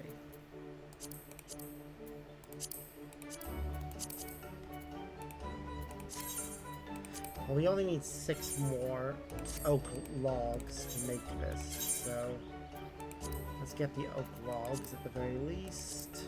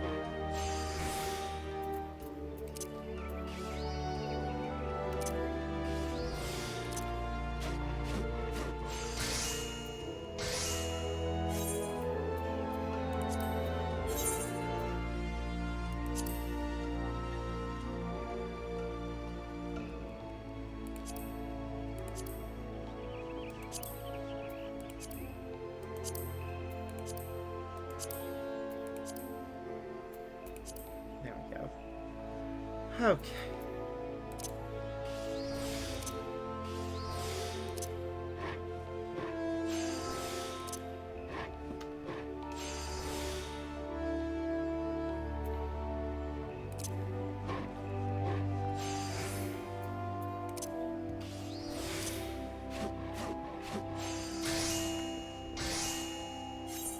Okay.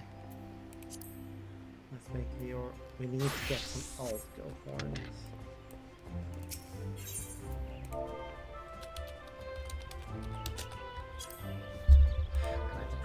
H. Of course.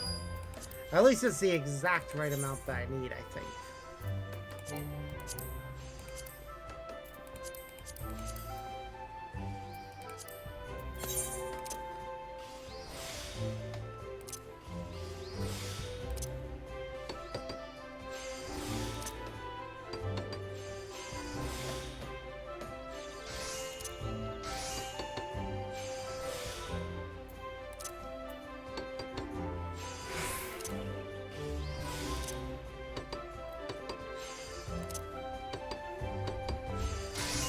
Go, that's the old composite bow.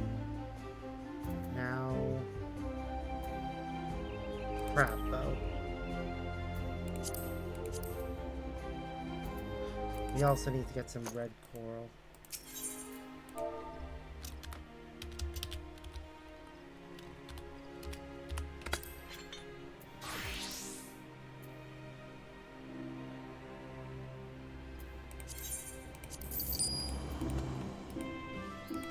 I don't need that much, so the option of less money, even if it overall is definitely the better option for me right now. Okay.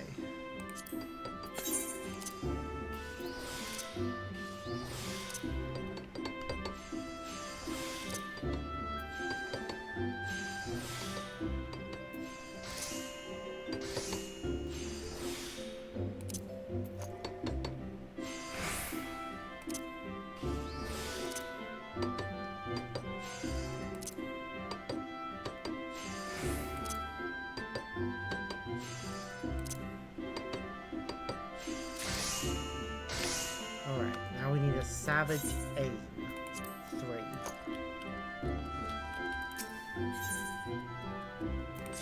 Hopefully we have. Oh, thanks, merciful heaven.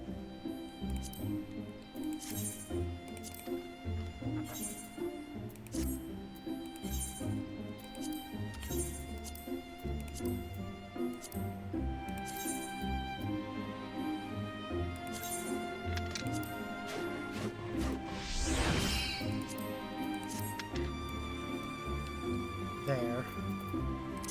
So that one takes us out of the city, so we'll turn in Leatherworker first.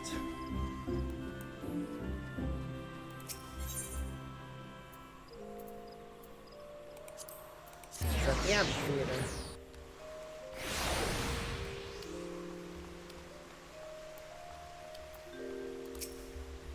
What's that you say? You wish to submit one of your works to the exhibition? Pray hand it over without delay. The judging is about to commence.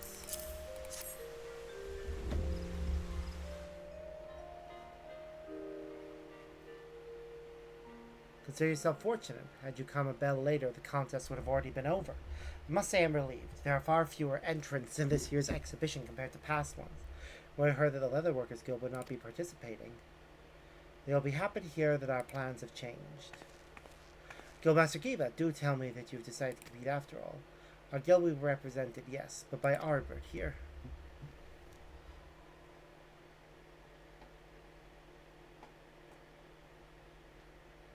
An unexpected turn of events, but I must hurry. The exhibition is about to begin.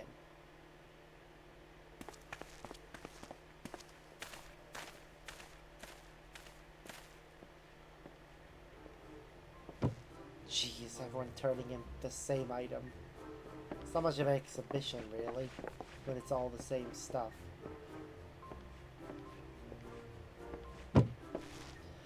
And now, ladies and gentlemen, the moment you have all been waiting for.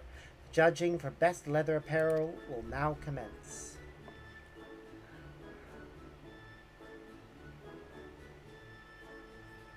It would seem that an unprecedented number of last-minute withdrawals have left us with precious few candidates worthy of top honors. Nevertheless, we will proceed as planned.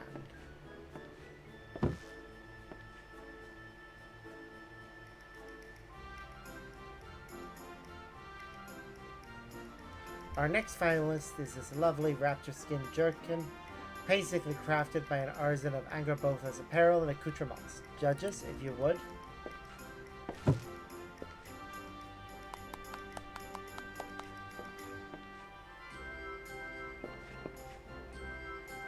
The cut is rugged, yet serviceable. It would seem that numerous skins were layered to afford maximum protection, function over form. The Lancer cannot help but applaud such craftsmanship. The tanning work is clumsy, but the sturdiness of the pieces cannot be denied. Times of war, speed, and practicality are virtues. I would say that is worthy of consideration. As wayful as ever, I see. How many raptors did you butcher to create that misshapen mess? Ah, Giva, fancy meeting you here. Stand back and watch as that misshapen mess is named Best in Show. Our next and final piece is this last-minute entry from the Leatherworkers Guild. I love how it sparkles. And everyone gathers around it. Look pale, Dawid. What's the matter? I take it you weren't expecting actual competition. Why, this is positively stunning. One can almost feel the raptor's very life force exuding from this jerkin. Not a single seam is out of place, and not a single cut of the hide wasted. This piece was clearly crafted with a profound respect for the beast whose life was taken to create it. It offers superior protection to the Angrabotha piece, while at the same time allowing for greater freedom of movement. The jerkin would be a proud addition to any archer's armory chest. In my line of work, I have seen many adventures come and go. Rare is the one who possesses the depth and intelligence demonstrated by the creator of this piece.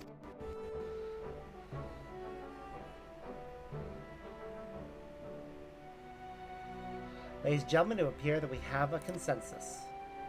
By unanimous vote, the award for Best Leather Apparel goes to Ardbert of the Leatherworkers Guild for his exquisite raptor skin jerkin. Yay!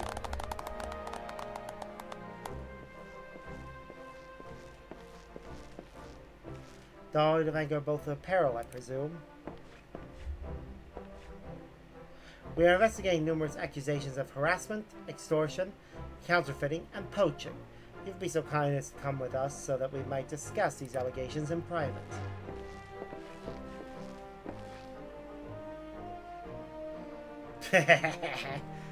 Comeuppance for that ugly ass outfit. Seriously, nothing about what he was wearing was good. Well, Arbor, it seems our work here is done. Let's return to the guild.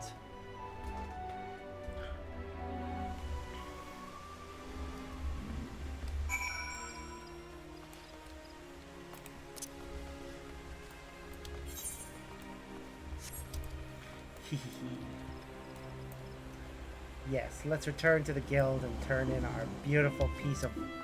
and just get our reward, because yay.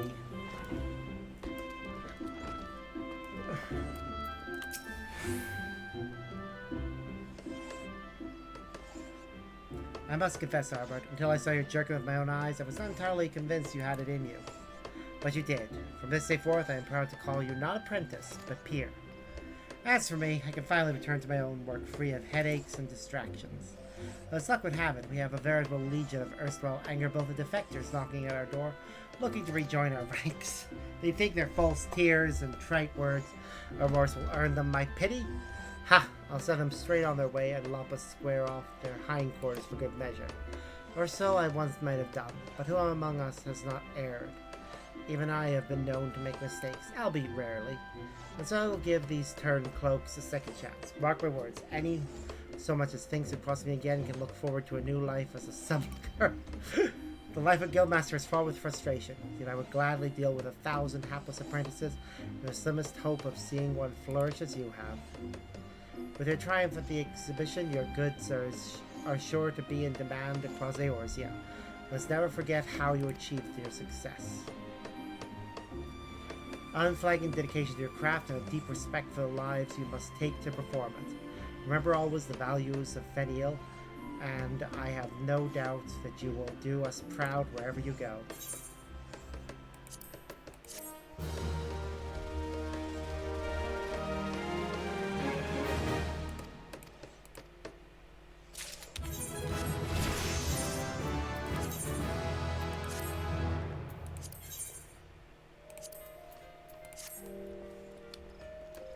Alright.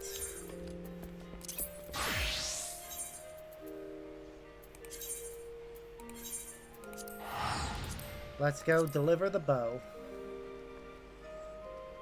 Then we'll go to the Kurthus to complete the botany quest.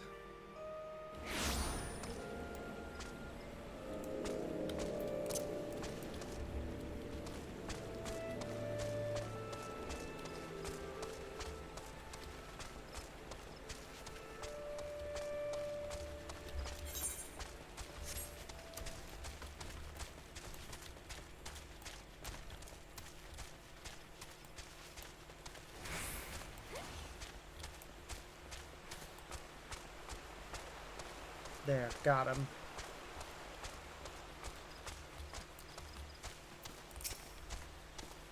What do you think you're doing here? Take cover, you fool. There are Ixal about.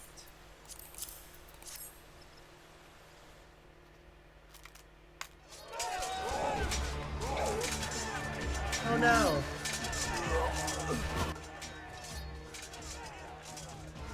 His allies are falling.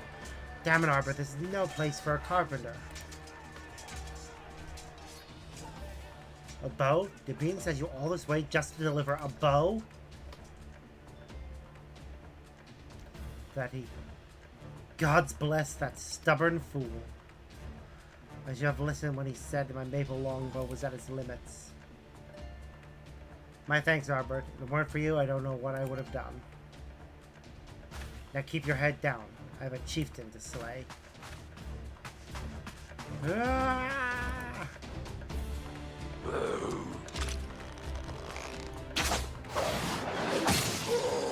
Ooh, right between the eyes.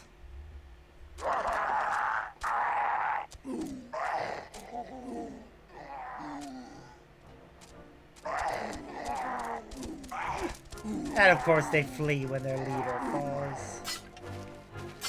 Quick, grab your allies. Get them to a healer.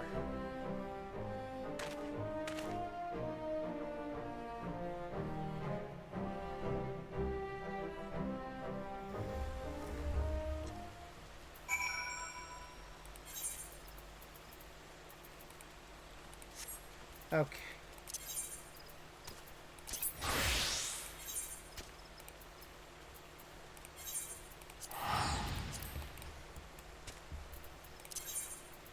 Damn, I must have pressed the movement key. Kurthus, teleport.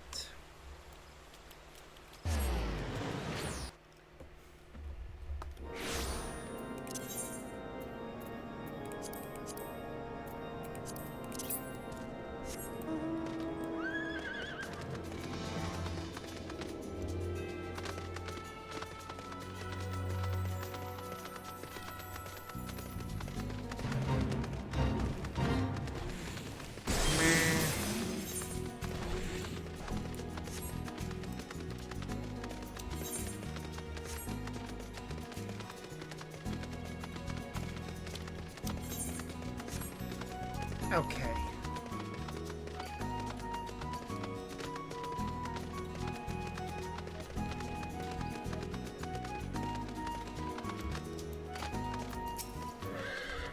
Well met, Arbert. Yanni told me to expect you. I roll in a humble botanist plying his trade in these bleak lands. Botany is simply my livelihood. I consider it my true calling. Calling I would never have discovered were it not for Fafucha's guidance. You say I was devastated to hear the news. All hope not lost, however, as I have hit upon an idea. Tell me, Arbert, are you familiar with the spruce tree? I do not blame you if you are not, as it is a rare sight these days. As Fafucha would tell, it in the years before the calamity, vast forests of spruce would stretch for moms and moms. What spruce trees you see today are the result of Fafucha's efforts to bring the flora of ages past back to Eorzea. Perhaps seeing that her work has borne fruit will convince her not to abandon her life as a botanist. Knowing Fafucha as I do, gesture would mean the most to her if the spruce were harvested by the hand of an apprentice close to her heart. Your hand, Arbor. Before you set off, be forewarned. Spruce is still rare to these parts, and not easily discerned. Only one with knowledge of the truth of the forest could hope to recognize its trees, and then only after straining the eyes from the break of dawn. If your eyes are true, friend, you will come upon mature trees unlike any you have seen before. Harvest from them 3 spruce logs and bring them back to me. Central Highlands, 9 a.m. Eorzea time. Damn. That is a problem.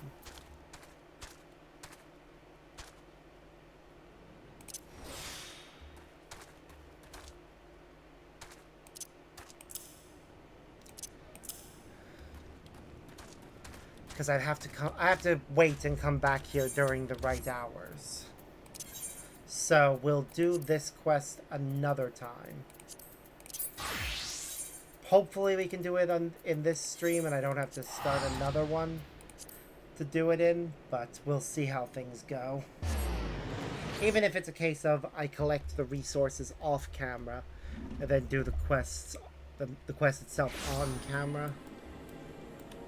But hopefully we won't have to do that. After all, it's already 11 p.m. Eorzea time.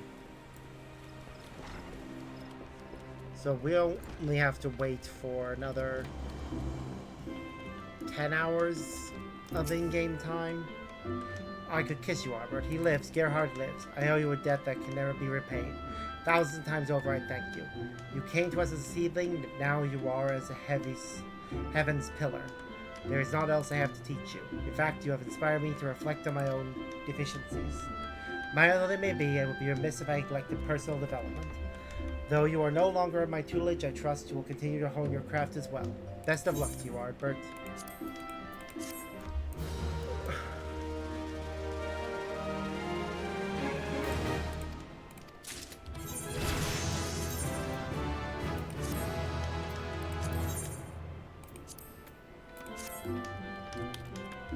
Damn! Our new saw is fucking massive. Jesus Christ. Well. Okay. We're gonna go ahead and go to Ul'dah now and start its quests.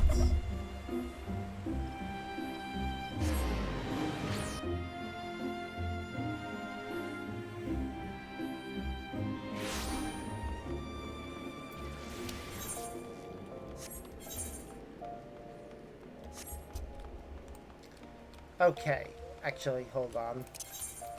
So what ones do we have? We'll start with Goldsmith. Then we'll go through the rest as we need to.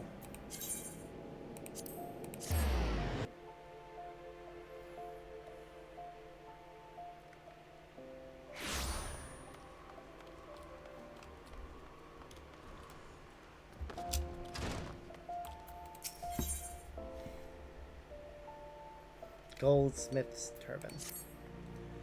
Oh, Arbor, good morning. Sorry, it's been a long... Wait, what day is it? It's been so busy on account Sultan's name day celebration I haven't had time to get a good night's sleep. Or any sleep for that matter.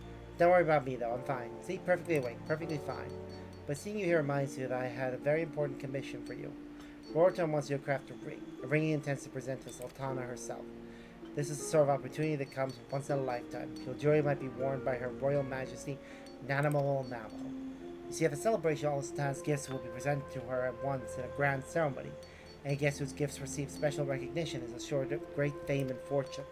Roraton was adamant that you will be the one to craft his gift. He said he could only accept the work of Ul'dah's premier goldsmith. As married length, he decided on a flawless black pearl ring as his present. Additionally, he would like it to be melded with materia as a finishing touch. I suggest you use a piety material. That would give Sultana an incentive to select it. But we want to give the impression she needs it, so perhaps you should use an average grade, say 3. Given the importance of this commission, Roraton has agreed to pick it up in person, so I will contact him when you have prepared the ring.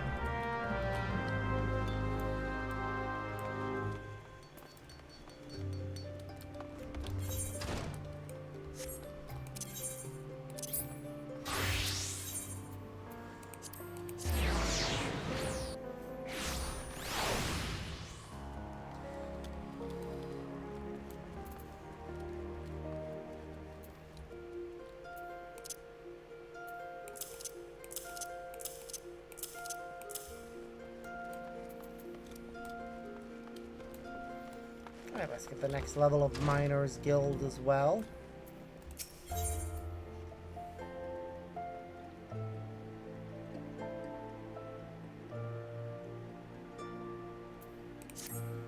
Arbor, thank the gods you're here. It's White Gully. He's gone and filed a complaint against his father to concern, citing an abuse of power. It has forced Deep Canyon into a difficult position, to say the least. Although the two of us haven't exactly seen eye to eye of late, I still owe the man a great debt. I would go to him and offer what aid I could, but he's like to spurn even the attempt. I know full well how much I've already asked of you, but I would be eternally grateful if you'd lend Deep Canyon aid in my stead. To get started, I'd best to see what possessed his son to reform on his own flesh and blood. Oh, I know why. He's been pretending the White Gully's been doing more than he actually has. Here the Guildmaster's bidding again. Well, I see no reason not to tell you about the situation. You know almost everything any road. My old man was foisting dangerous jobs on the Guild, forcing his spirit to risk life and limb for his own agenda. If that ain't the very definition of abuse, I don't know what is. You yourself were on the receiving end of this, I'm sure you'll recall. Kid or no, I couldn't stand by and watch my guildmaster being used like guildmates being used like pawns in his game, so as it concerns upper management filed a complaint. He hasn't said a word to me since, but I'd have a guess that he might be willing to speak with you. You've certainly done your fair share for the guild. He's out by the entrance right now, in case you want to hear his side of the story.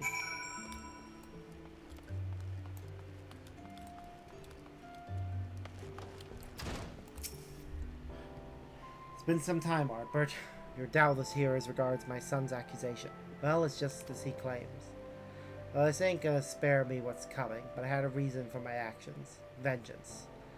I was supposed to become master of the Miners Guild. Everyone knew I had the best claim. But Alberta robbed me of the honor. Me, the man who taught her knight everything she knows about her trade. She went behind my back and conspired with her predecessor. And then fancy you ended up being chosen to lead. By way of payback, ever since I became vice foreman, I've striven to make Alberta's life harder than trying to mine with a dull pickaxe. All his dangerous demands to make her look incompetent. At the same time, I went about ensuring my son was well placed to take over as guildmaster. The plan was about to bear fruit too.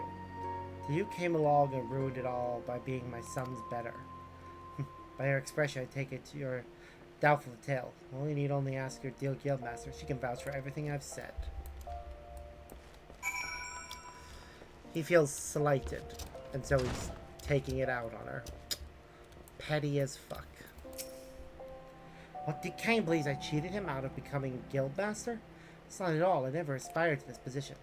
Gosh, I was only an Alamegan refugee, working as hard as I could to get by. Never even dreamed that I could rise as I did. I suspected even less that it was that self-same dedication to my work that would lead to me being chosen. If I had known that accepting the mantle would tear us apart. Lamenting the past won't avail us.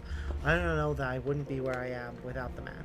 I can't allow this misunderstanding cost Deep Canyon everything. As if I couldn't bear it. I'm not sure there's aught we can still do for him at this point, but we must try. Listen, White Gully is the one who filed the complaint.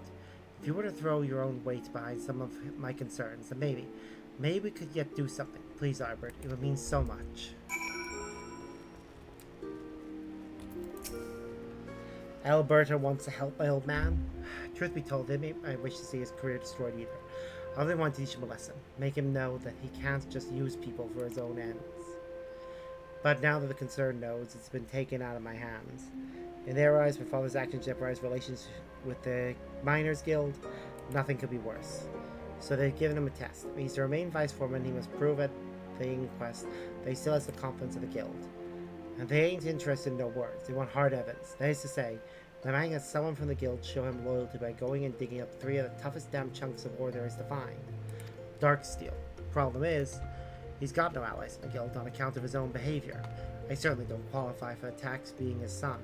And Alberta can't do it neither because she's the bleeding guildmaster. That's just how it works. This is you, Albert. You don't have much time before the inquest begins, so you'll have to hurry. And I wasn't exaggerating for it. Darksteel's elusive as all hell, located in the snowy reaches of Kurthus and nowhere else. As you find this stuff, you'll first need to use your Truth of the Mountains technique to locate unspelled mineral deposits. Then, in God's knows why, you'll have to survive a night in the cold for the deposits to reveal themselves. Finally, you dig, and you pray. When you have enough chunks of dark steel ore, take them to Alberta. I'll make sure she knows what's going on.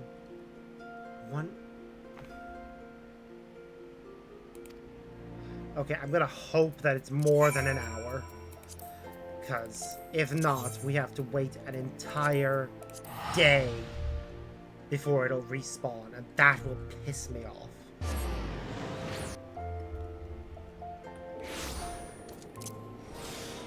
Okay, we need to be fast with this. No fucking around.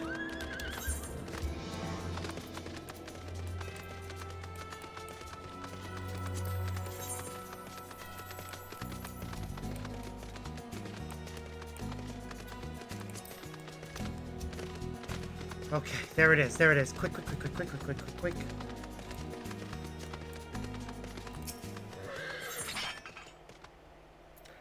Fuck.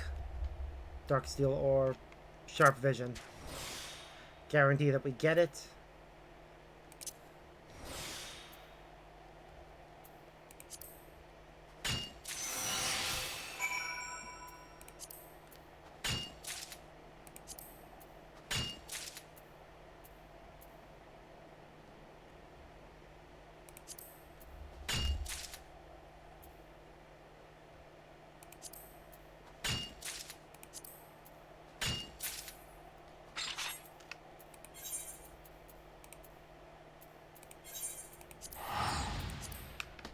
Okay.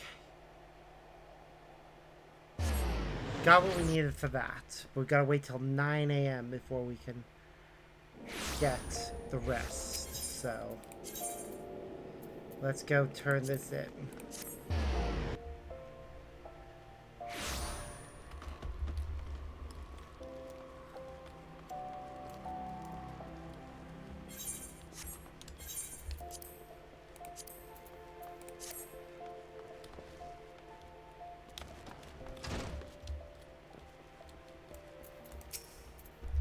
Mike always told me all about the situation. Be sure you bring in the dark steel ore as soon as you've got it.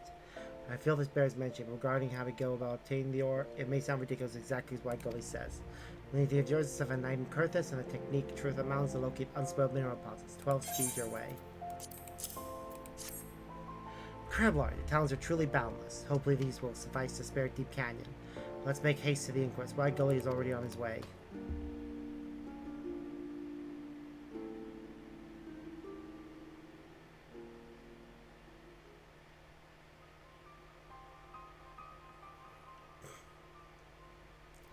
Well, did you get a guild member to bring you dark steel ore? Because make no mistake, Deep Canyon, if you come to this inquest empty-handed, we will end you. Your time with concern will be just a memory. Ugh, I will. We have the ore right here, procured by Arbiter Zem of the Miners Guild.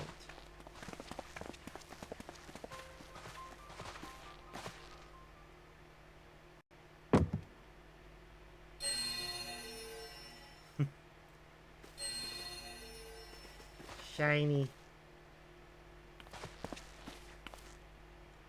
12's be good, she isn't lying. This is dark steel, some of the finest I've ever seen. There's no ordinary miner who can find dark steel, let alone stuff that looks this good. Seems your reputation is well earned.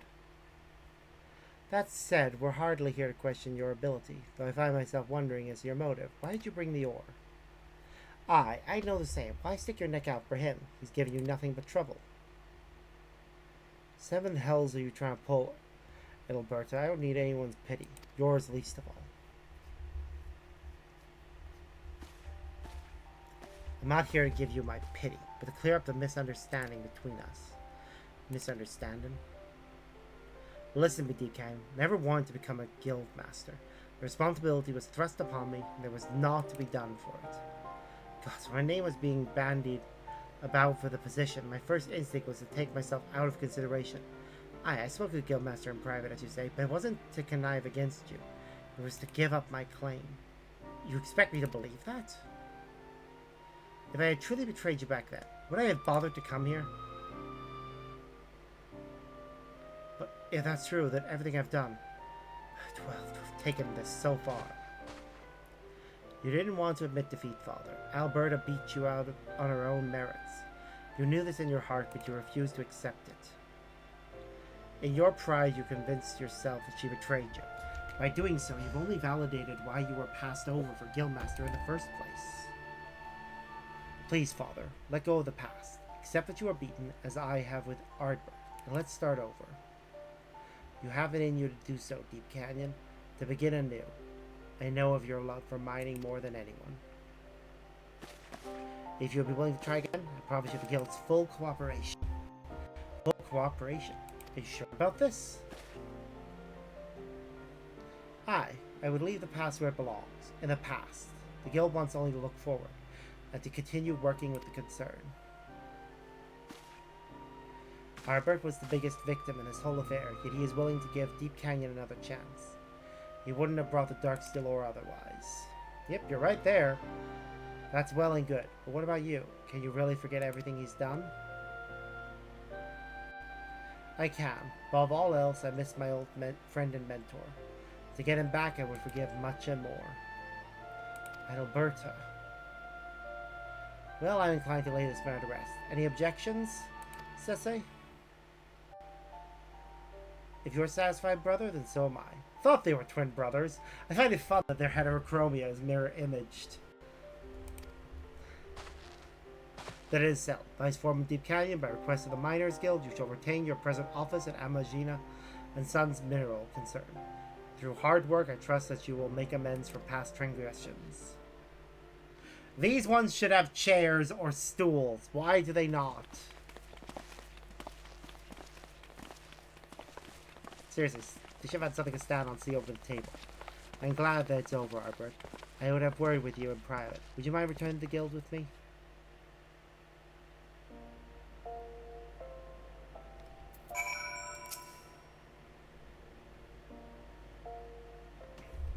I asked you here so I might thank you properly. Had you not been on hand to help, Deep Canyon's career would have ended prematurely and in disgrace. Worse, I might have lost my dear friend forever. Are you a debt that I'll likely never be able to repay?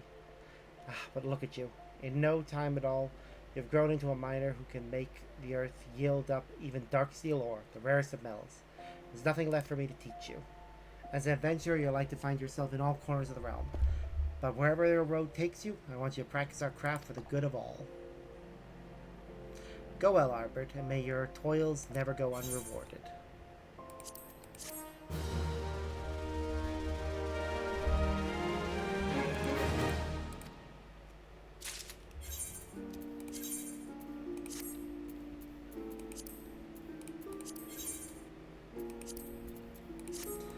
Yay! Just doing that quest has already gotten us a good bit of the time needed back. We only need another 4 in-game hours, and we'll be able to go get the spruce logs. So, let's go over to the Weavers Guild and do their quest next.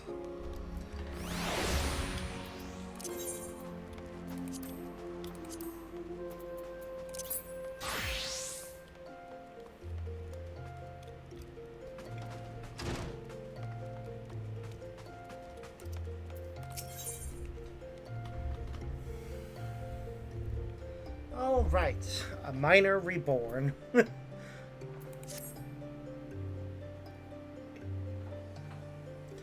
If you have come in search of work, Arbor, I'm afraid I have nothing for you. However, there is something I would like to discuss with you. It concerns Kokomo, and the young man currently courting her. You see, it is none other than... Arbor, Big Rose, please, you gotta help me.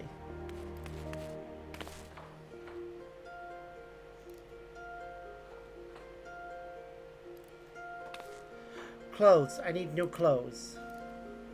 Please, sir, you must get a hold of yourself. Tell us what has driven you into this frenzy. He's gonna propose to Kokomo. Mama Jaru, he's gonna propose. I know it ain't my place, and I might just be getting in the way. But damn it, I've got to tell her how I feel before it's too late. But if I meet her wearing my usual duds, she'll reject me without a second thought. I need a fine chance. I need you to do what you do best and make me the finest clothes you can. One would have to possess a heart of stone to refuse an impassioned plea like that. Wouldn't you agree, Albert? If we are to send him against Mamajaru, we must furnish him with such garments as befits his passion. A pair of patrician's bottoms, a patrician's wet cap, and a patrician's coat. I will see to his gloves and shoes. Each piece must be flawless, without exception. Together we shall fashion a suit of armor for our young warrior. Thank you both so much. I know I won't fail with you two by my side.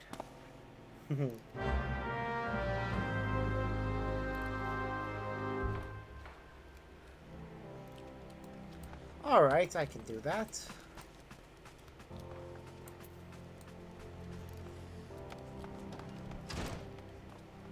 Last quest we need is Alchemists.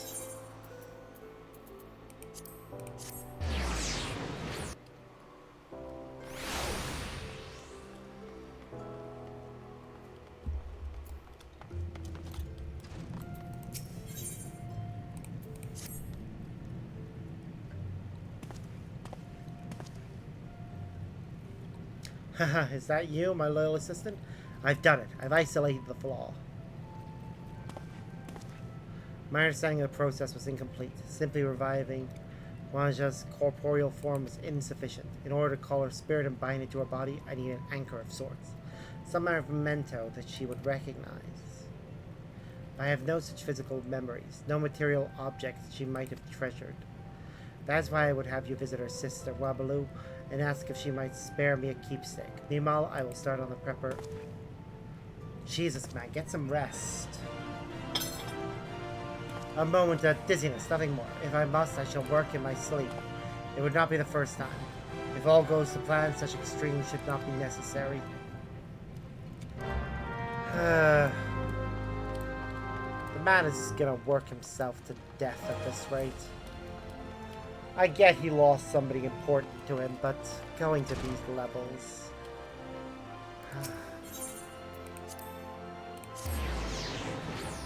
Well...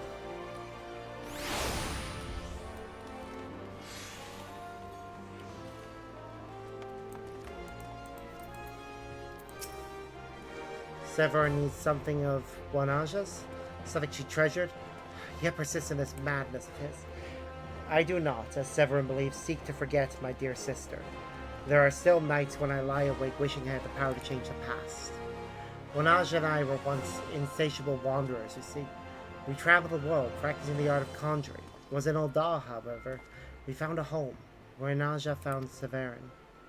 Though the son of a wealthy noble house, he spoke constantly of mastering the secrets of alchemy.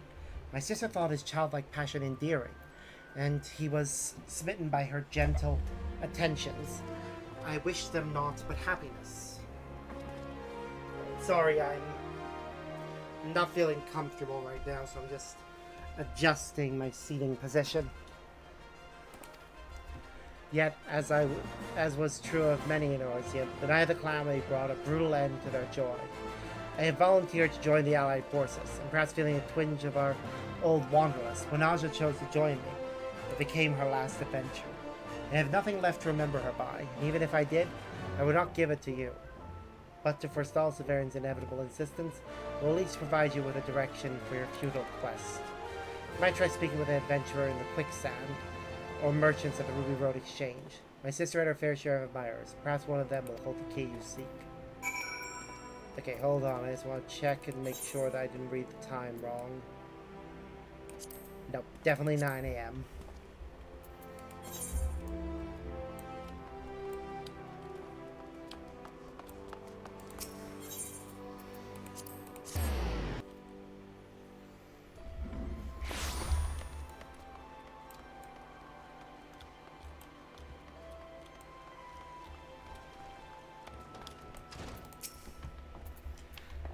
Wanaja? Oh my, yes, I knew her. I always envied her effortless talent. If I had tried to actually use the wand of which she was so fond, I would likely have fainted from the exertion. She did let me hold it once, though. The exact name of the weapon escapes me, but I could tell it was enhanced with quick-tongue materia. It was a grade 3 stone, if it matters. So we're gonna have to make the wand in question. Did I know Wanaja? My, it's been some time since I last heard that name. Wanaja were below the famous Conjurer Sisters. I thought myself quite the fortunate fellow indeed to have run across them in my travels. I heard the elder did not survive the calamity. I should have liked to see her wield that wand of hers one more time. Such grace, such beauty.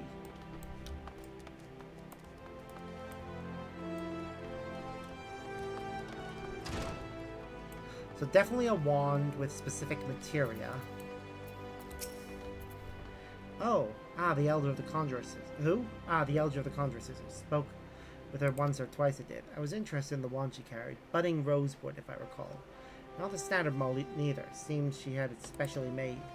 She got a stunning figure in that robe of hers, too. I meant to ask her about it the next time we met, but I never got the chance. Such a shame.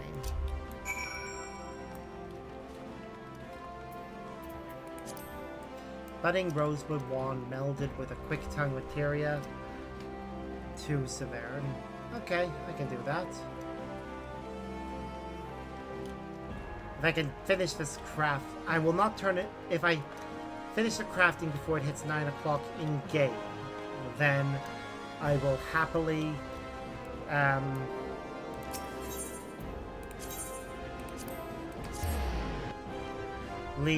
do that. I will go and get the spruce logs. But let's see if we have what we need for this.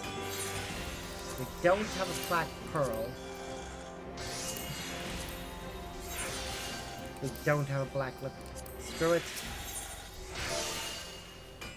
What was it I needed? A black pearl made from black lipped oysters. Sorry.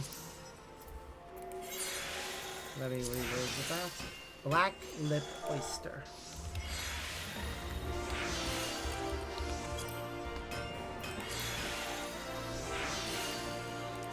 Just needs a 1.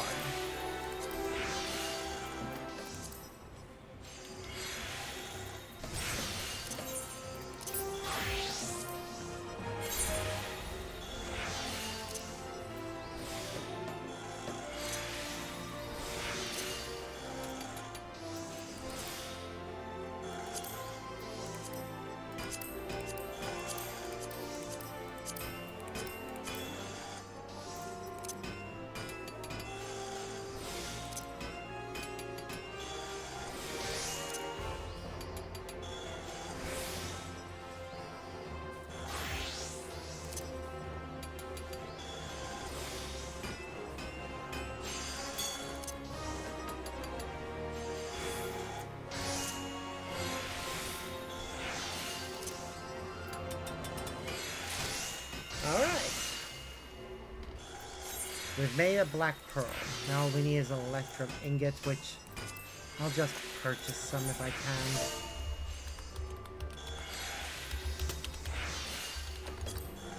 If it's too expensive, I won't. But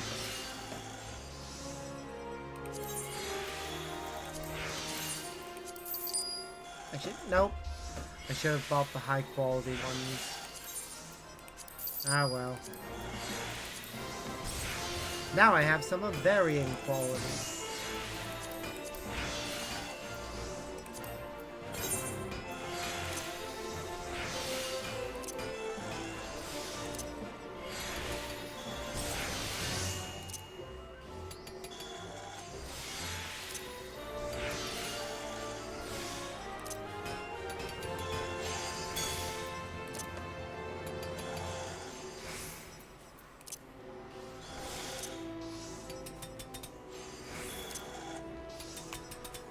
Okay, just a little bit more.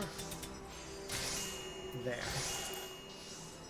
Now we just need a Piety 3, which I hope I have.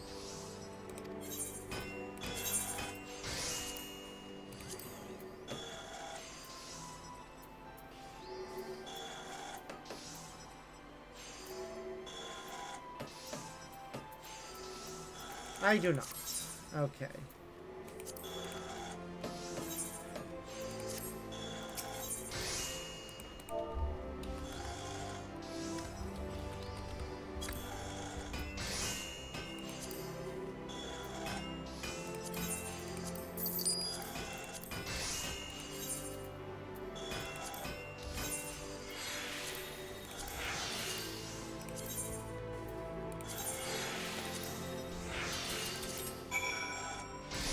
Okay, it's about to hit 9 AM, so...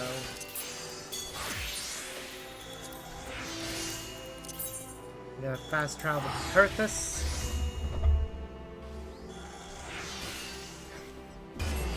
And when I get there, turn on Truth of the Forest immediately.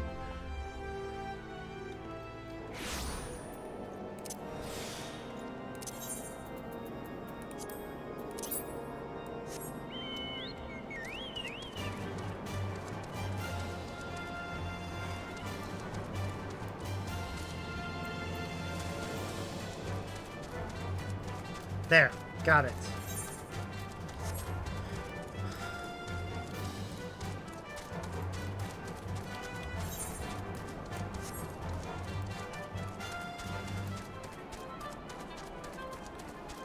Just be quick. Get the materials. And then drop them off. Okay.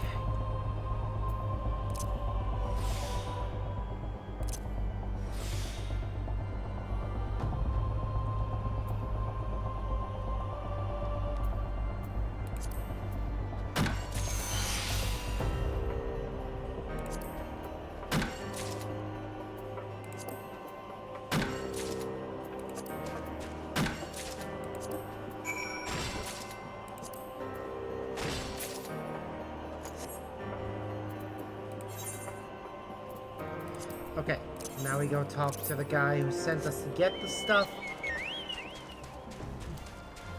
Which I am so glad we've gotten, because that's one step closer to being finished. I mean, we only have 2 more after this.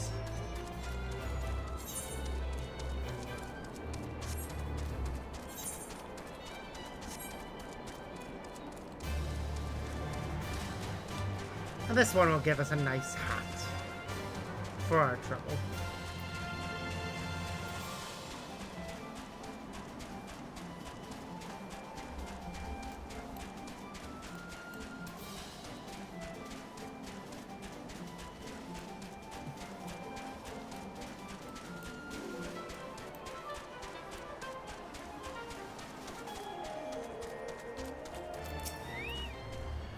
Should you have difficulty locating spirits from only one, which you can see them, and only after waiting from dawn till sundown.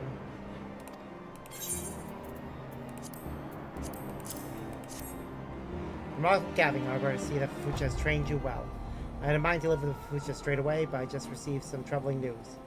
You have heard that we here in Kurthus are locked in war with the dragons, have you not? A recent dragon raid has left many soldiers and settlers without shelter. The government in the area is doing all he can to construct new lodgings, but lumber is in painfully short supply. I share your concern for Fucha, but I am sure you agree that our first priority as botanists is to help those in need. My Fucha herself taught me as much. Please, Arbor, seek out the carpenter to deliver to him some spruce logs. The people of Kurthus need supper without a roof over their heads for no longer. I mean, I have extra.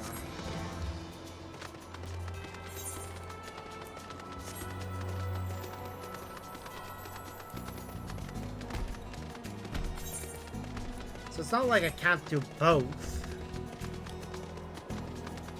Unfortunately, that's not how the story works. I mean, it should be, realistically. But I get it.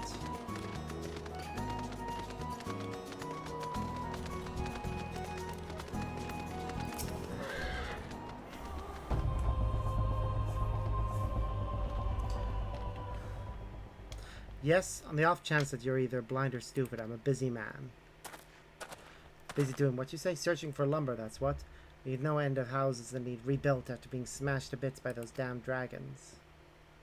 Haven't you noticed that there's a war going on here? Look, I don't mean to be rude, but I've no time for chit-chat. Take a look around. These ain't hospitable lands. Without shelter, people will die.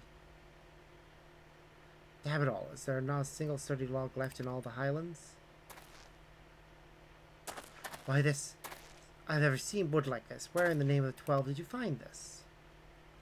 To think that lumber of this quality could be found in these lands. Why, I'll not forget this kindness, friend. Those trees will save lives. Those trees will save lives? You bet they will, little Bissy. Now speaking of which, whom do I have the pleasure of addressing? My name matters not. I am just a humble botanist and nothing more. I would bid you speak to my colleague, Reuterloin, at the Timberlord's Lodge. You will see that you never want for lumber. I don't know who you are, miss, but I'm glad we met. The gods are truly watching over us today. There they are, considering we happened to run into you.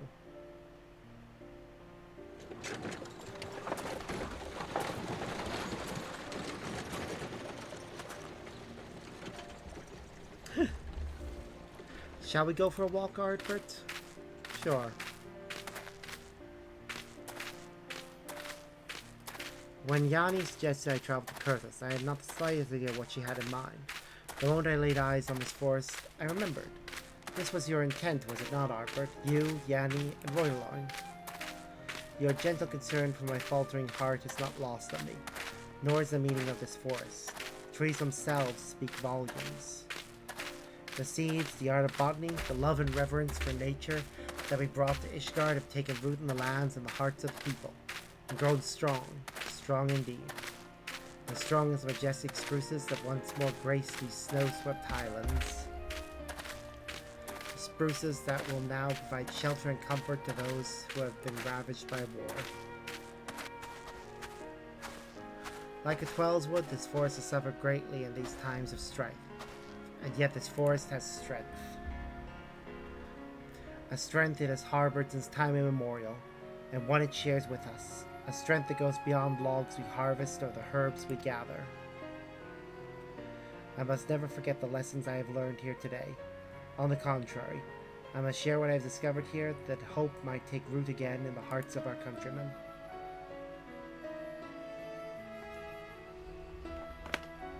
Let's return to Gridania, Ardbert. The Twellswood is calling us home.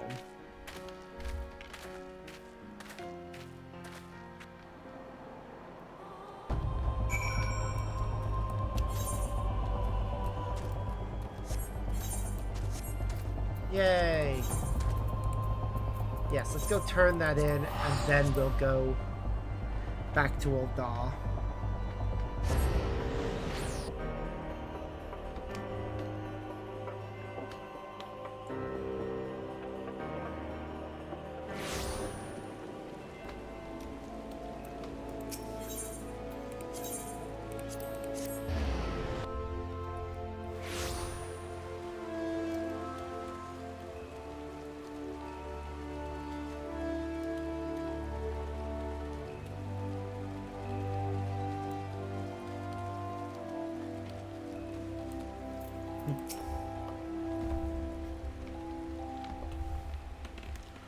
Do you hear, Arbor? The leaves whisper to us, welcoming us home.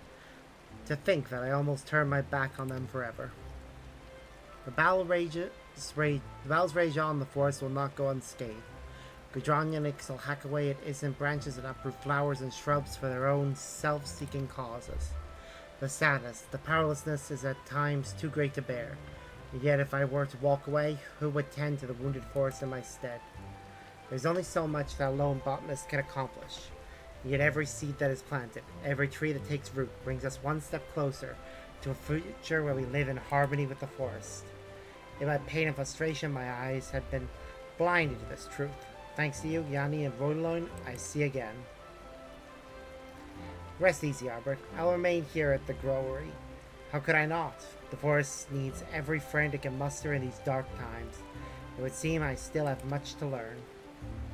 I will be honored to continue to walk the path of the botanist with you, not as guildmaster and apprentice, but as peers, fellow shepherds of the forest. Be you ever safe in your travels.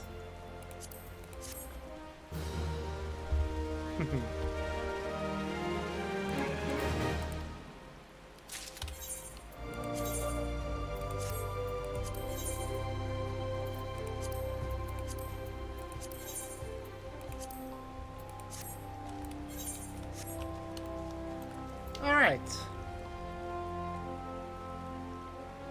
Well, back to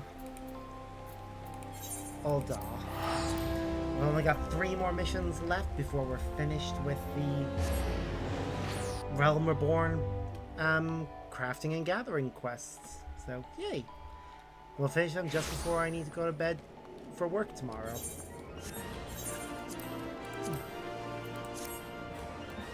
Okay, I'm just gonna switch to Goldsmith and go turn in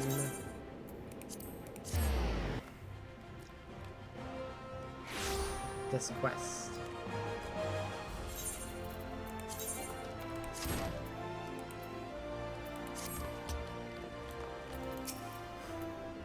Is the ring ready yet? Remember that it must also be melded with grade 3 piety materia. Goraton will come as soon as I contact him, not a moment sooner. He doesn't want to risk upsetting Gigi.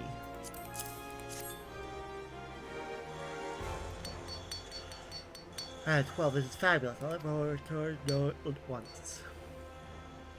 It's more beautiful than I could have ever imagined. The color, the shape, the luster. This is a ring fit for royalty. I knew I was right to trust in you, Arbert. This ring will surely meet with her Grace's approval. Stop over there, Goraton. This mummer's farce ends now. What is the meaning of this? Think you're clever, do you? I've seen through your lies, and I know who you really are. The Jade Fox. The Jade Fox. Goraton, is this true? Deceiving us all this time?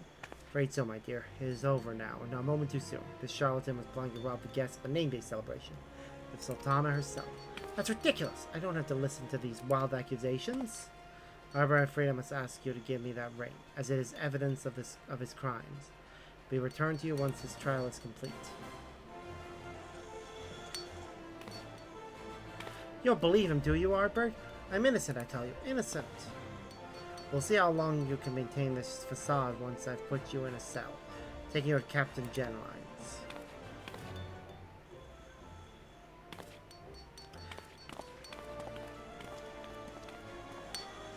Gigi, secrets and lies, it takes him to death and sorrow, to Pearl Lane. I still can't believe the Rotom was a J-Pop. Can you, Gigi? Gigi, where are you? Gets up. I think he might have run off on his own. I heard about something about Pearl Lane. We should try searching for him there first.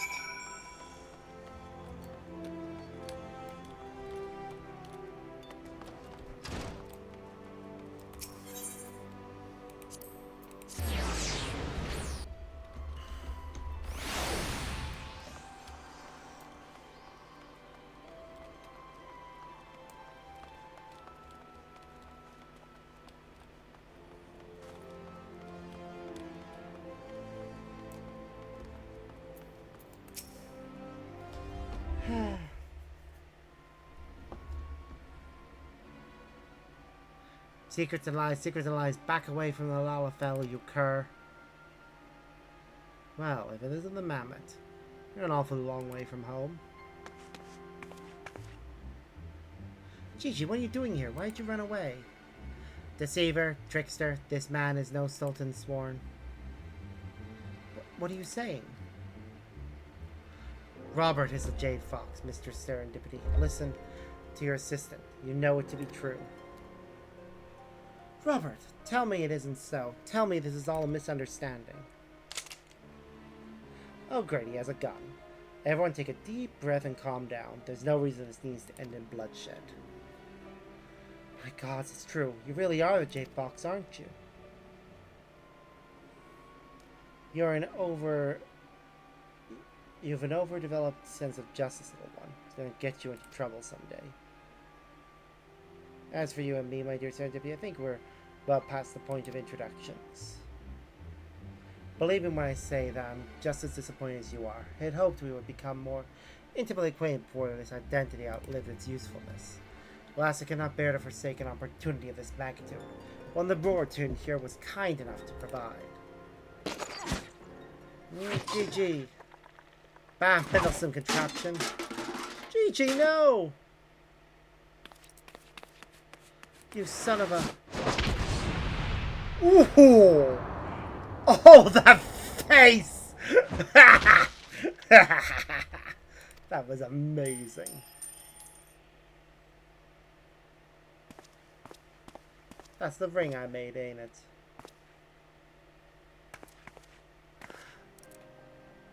GG. Serendipity, GG, no.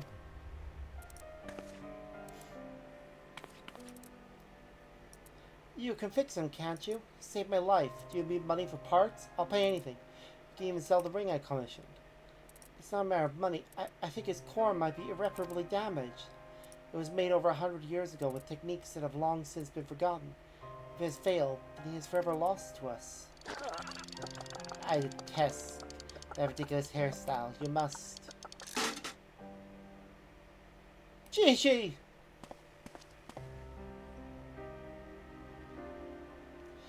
Albert, what are you doing with that ring? Wait, what? You can't seriously be suggesting that.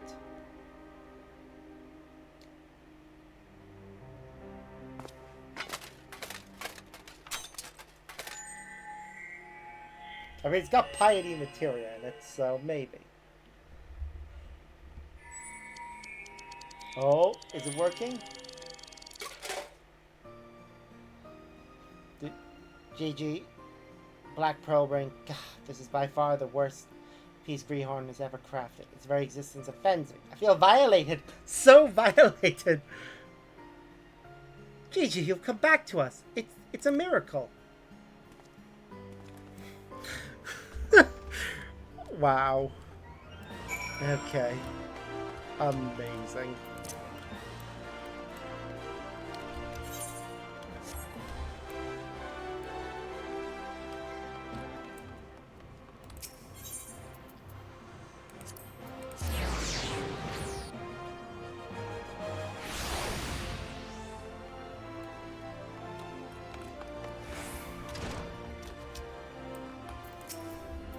I still can't believe what's happened. First I thought War told me it's a J Fox, then it turned out it was Robert. Gigi must have sensed something strange about him before. I can't help but think back on all those times he ranted about secrets and lies. I assumed he was speaking of Rotom, but now I realize he meant Robert. Oh, if only I had listened more closely to his words. That made me a fool out of me, but with his dashing good looks, his piercing gaze, his broad shoulders, we got him, Albert. He'll never again terrorize the good people of Old Dal. I'm sure you're worried about Gigi. I may have put your fears to rest. In spite of your reckless attempt to repair him, there was no permanent damage. Indeed, when you began fumbling around with his components and attempted to shove that ring inside him, I was absolutely terrified. Thankfully, through sheer strength of will, Gigi overcame his injuries, and it's all thanks to your ring. In Gigi's eyes, your ring was so poorly wrought that it filled him with an overwhelming disgust. You reminded him of his purpose by creating focus for his grand disdain. In so doing, you helped him gain his senses. Isn't that wonderful, Albert? But that's not all I wanted to tell you. When I was examining Gigi earlier, I discovered something extraordinary. You see, he's by far the oldest mammoth we have here, having been constructed by one of our former guildmasters over a century ago. In fact, I'm the 19th guildmaster. He was the sister, according to records. What our records don't contain was his original name, which was so faintly inscribed upon his core that it went unnoticed until he died. Now, Gigi is a Majingar Arbor, the first mammoth ever built, and a mammoth whose design on which all others are based. Of course, I have no intention of telling him. The knowledge would make him insufferably arrogant. Anyway, Arbor, please accept my sincerest thanks. And though Gigi would be loath to admit it, I'm sure deep down he's grateful to you as well. Oh, in the future, please don't attempt to repair mammoth until you have at least learned the basics of their construction. I make no promises.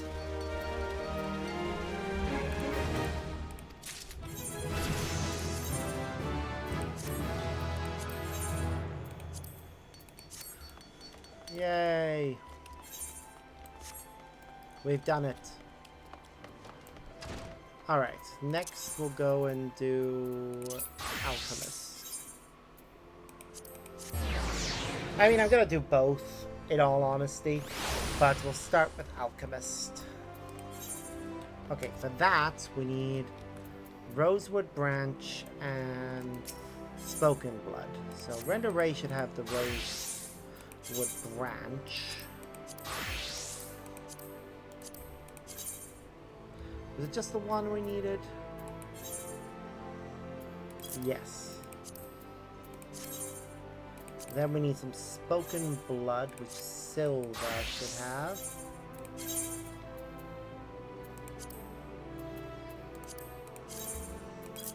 Again, just the one, right? Yep. We already have the Mega Potion of Mind, so all we need is Growth Formula Gamma, which we don't have any of. But, for which, let's see, we need Quicksilver, Rock Salt, and Blue Land Trap. Oh wait, Silva will have the Blue Land Trap if I have any left. Yep, there we go. Just the one, right? Yep, then we need Quicksilver, for which we have no high quality. But Nailbird should have...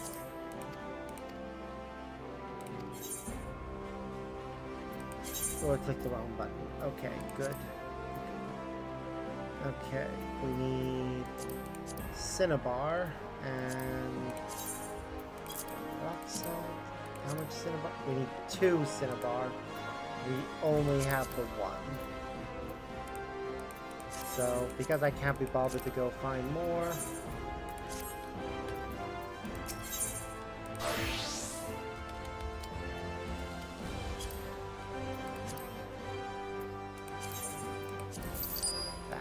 do.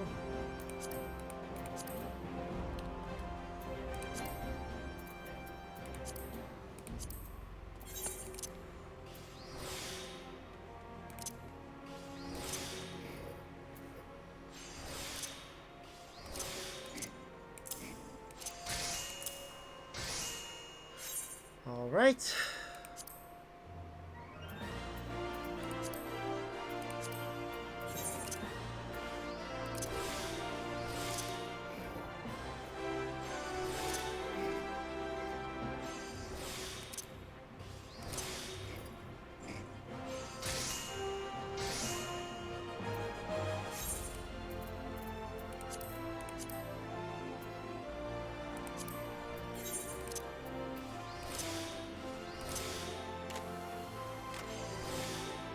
Hopefully I have a grade 3 quick time Imperia.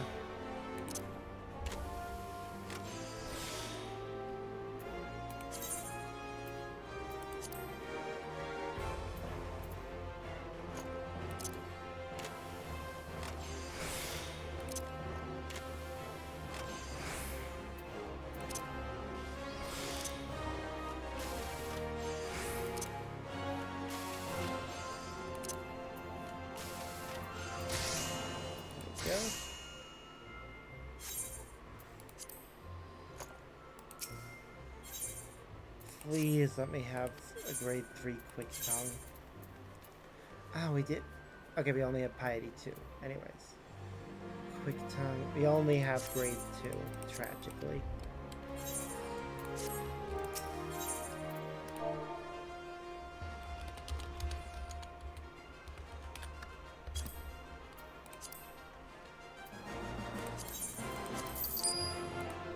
Ugh, we're burning through our money way too quickly.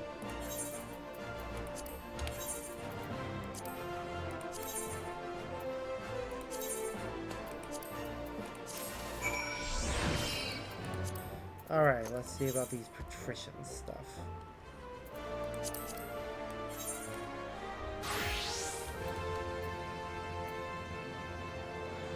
We need woolen yarn and linen yarn.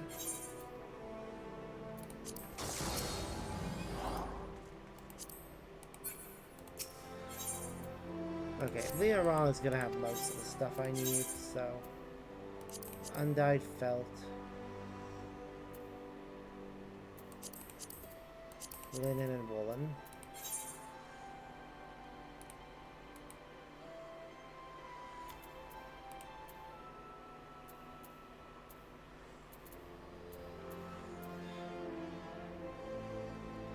Okay, we need to make more felt. So for that, we'll need fleece, snurble tufts, and natron. Natron, if I remember correctly, is something that's made from mined materials. So if I have any extra, maybe I don't have any extra. Okay, how much was it made from? Effervescent water and rock salt.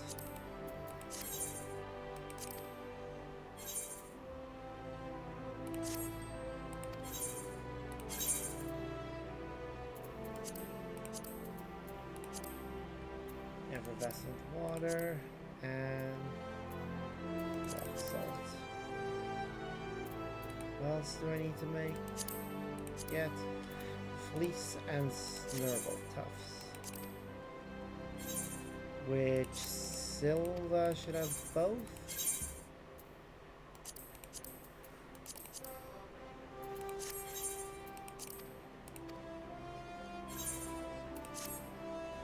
Okay.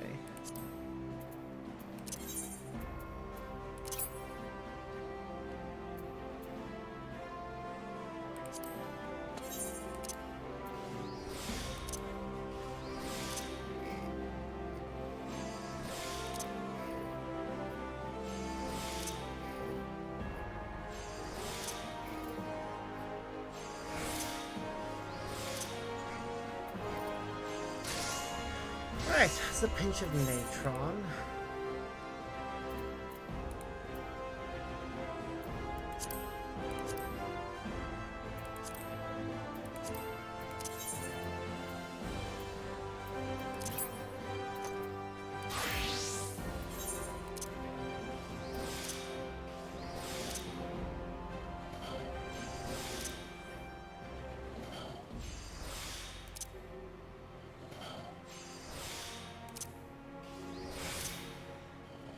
Right.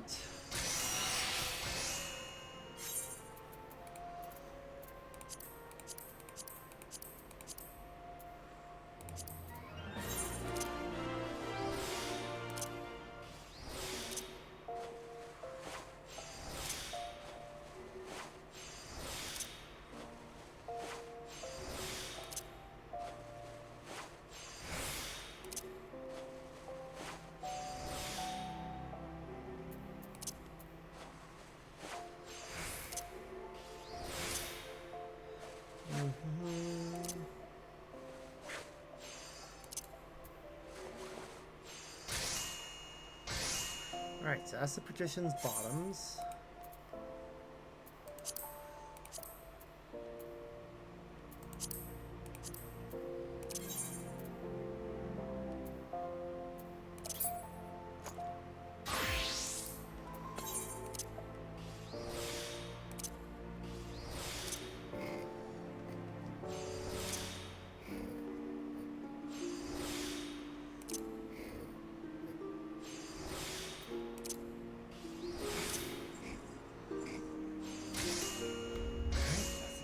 Natron.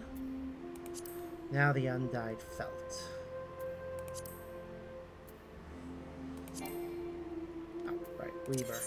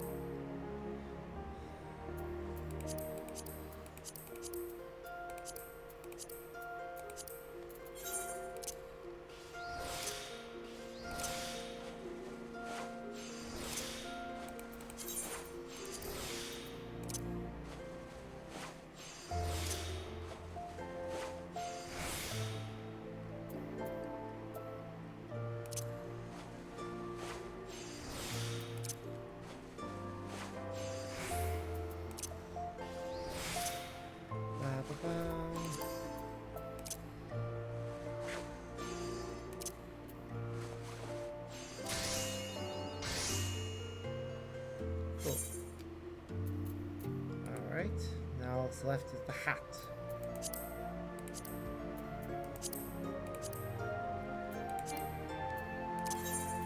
For which we need to make even more Matron.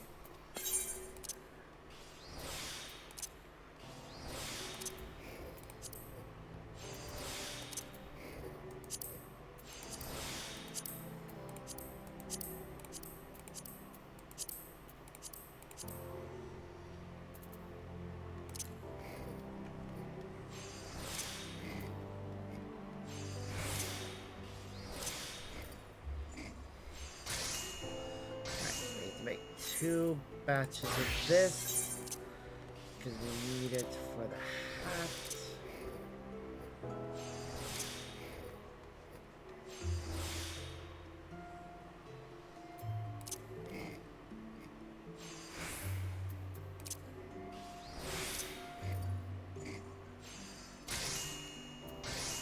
Yay. Okay.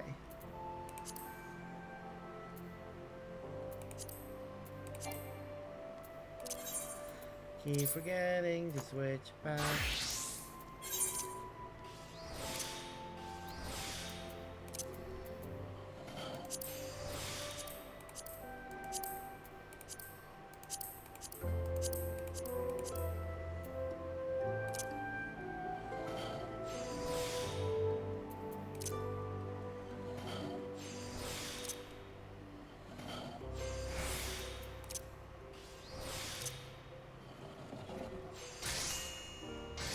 Okay.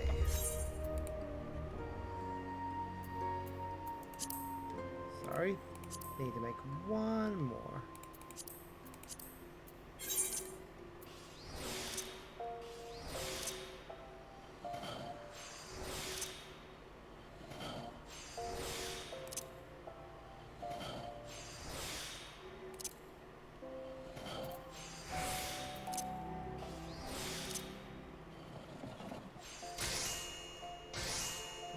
Go.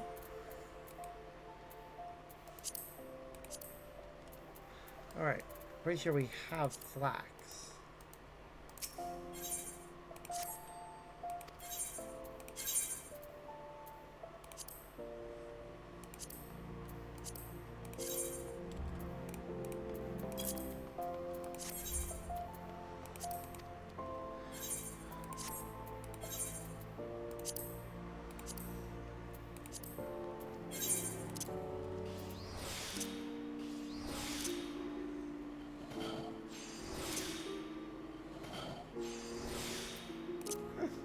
Well, there we go. You can see how much excellence really affects things.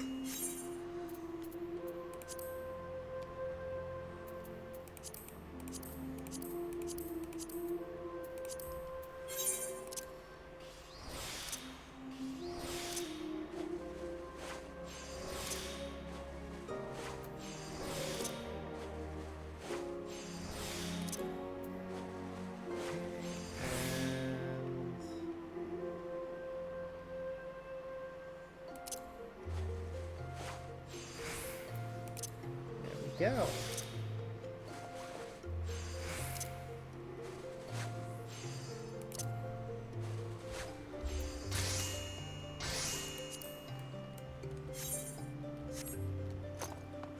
Let's go deliver it.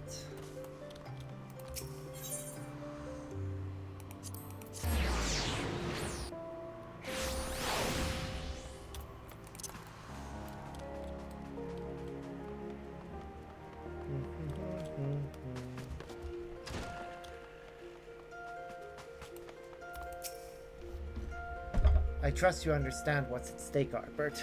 Bring a pair of Patrician's bottoms, wedge cap, and coat, finest quality.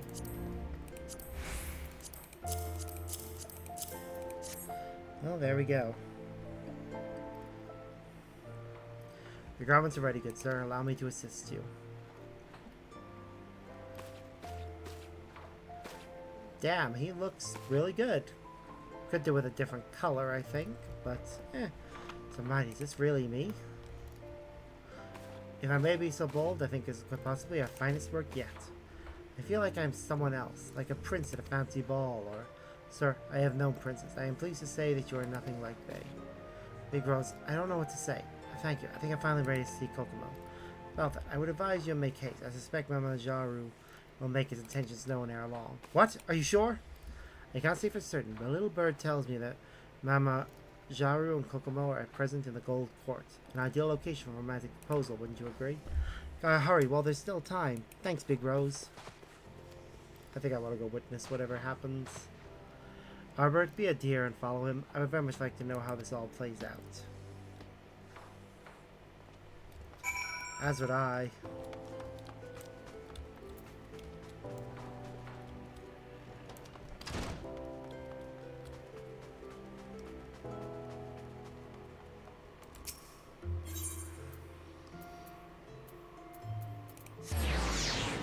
The Gladiators Guild is the closest to where we're going.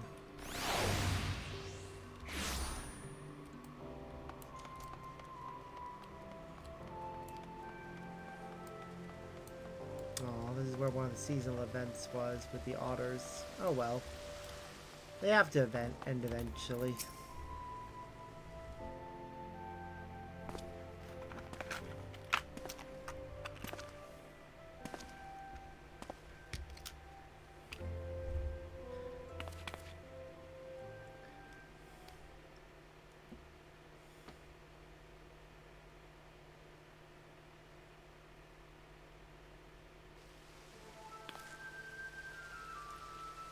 And then the idiot had the gall to say that I knew nothing of business, to which I replied, of course I know. Why bother when you know the men who own them?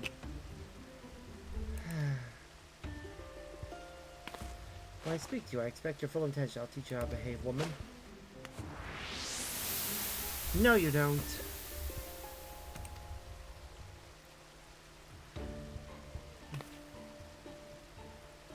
What, striker? How dare you raise your hand against a lady? Kokomo, are you alright? Do I know you, sir? It's me, Kokomo, Wamaruka. I made a few deliveries to your father's shop. Not recently, I suppose, but... Wamaruka? Why are you here? Why are you dressed like that? For you, Kokomo, there's something I've been meaning to tell you. I don't know who you are, but you will turn around and face me right this...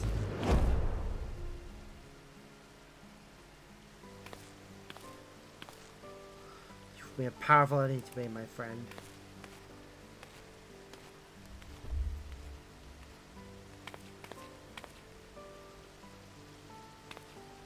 Aw, they're so cute.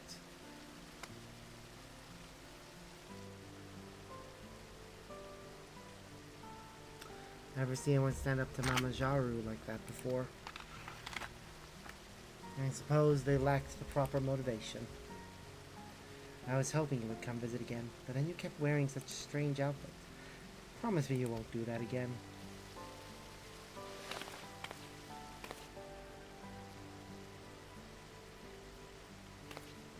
As you wish.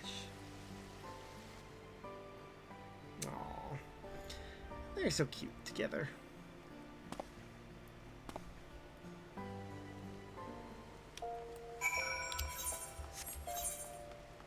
That is probably going to come back to bite him. And I could have just walked. I didn't realize how close it actually was to the Weaver's Guild. Ah well. Always good to learn. Oh, I am starting to get a bit tired, so it's a good thing we're nearly finished. Ah, but tell me everything. I would have liked to have seen that. How to learn of Mama Jaru's plans, you ask? For the man himself, of course. He's not the sort to keep his grand designs private. Don't misunderstand. I am not some rank sentimentalist. I have acted only in my capacity as a weaver to help a client, just as you have. As for our young couple, well, to be frank, calling them a couple is a tad premature.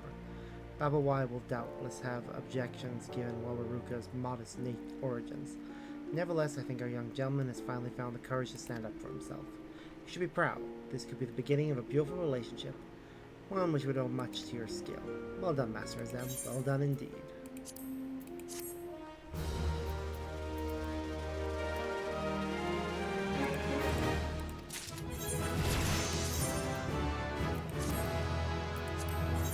Ha! We have his hat. I do want to get the rest of the outfit for this.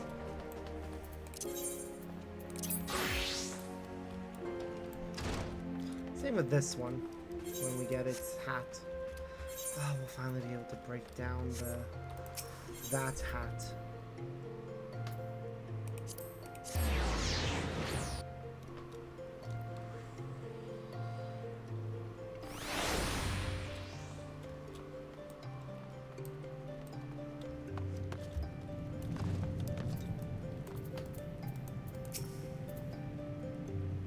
Have you acquired suitable memento to act as Wanaja's anchor? I'm sure her sister Blue would know if any such object exists.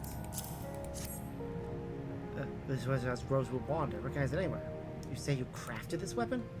My wonderful assistant, you are truly full of surprises. Though my love may never have held this particular wand, it is similar enough to the original to serve our purpose. Yes, yes, I can spend the remainder of the day explaining to you the underlying principles of ethereal anchors. Let's carry on with the alchemy, shall we? Now that we have all the necessary materials, I will once again begin the painstaking process. Stay with me this time, my patient apprentice. You deserve to see the fruits of our labor firsthand.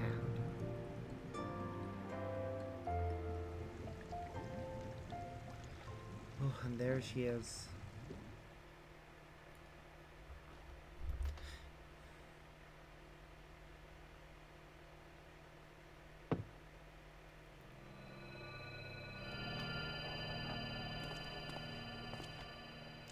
Components are in place. We should see a result within moments. It will not be the results you desire.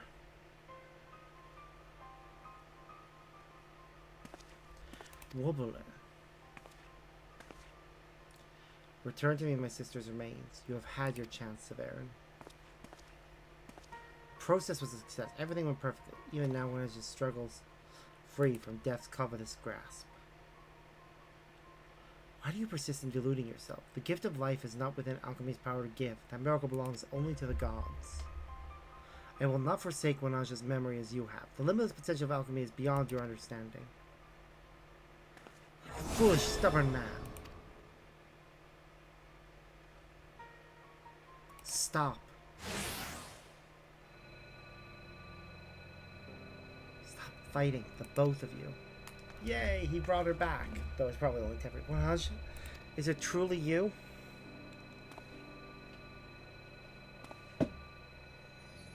Severin, you look awful. Are you going all night again?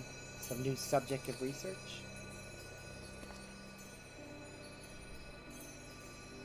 Wanaja, I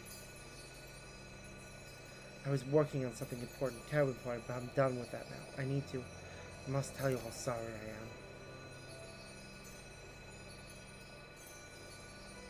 When I think back on the days we spent together, I remember naught but your quiet smile as you listened to me blather on and on about my work. It was ever the same scene, repeated over and over. There was so much more I could have done for you, so many ways I could have made you happy. Please, forgive me. My dear Severin, that passion is what I love most about you.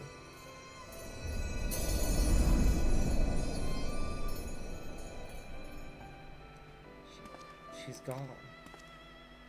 No, she will never be gone, not while I am here to remember her. Do you mind if Wabalo has the wand? Though a poor substitute for her sister's body, it has been touched by Wanaja's spirit. As for myself, my regrets have been laid to rest. I may even sleep in a bed this night. Aww. So he didn't intend to revive her permanently. It was meant to be just a temporary thing so he could say goodbye, which I think is actually very sweet. It is strange. Though it has been scant moments since I stood at the very peak of my discipline, I am filled with an inexplicable ambition. I stand free to devote myself to new alchemical pursuits. I might even consider shouldering a portion of the guild's commission. Without your help, I don't know that I would have survived my obsession. You are without doubt the finest assistant any alchemist could have. I thank you. Now as you have conquered this mountain with me, what will be your next endeavor? The world of alchemy has no boundaries. The possibilities are endless.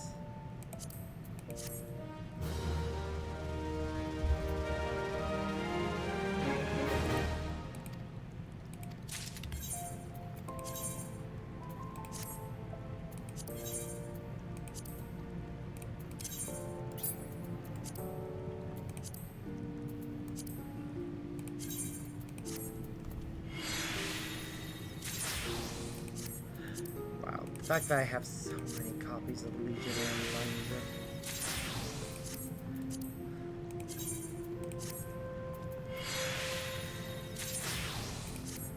I don't think it's not dyeable, so I don't intend to keep any of them. If I have a dyeable version, I'll keep a dyeable version, but that's probably about it.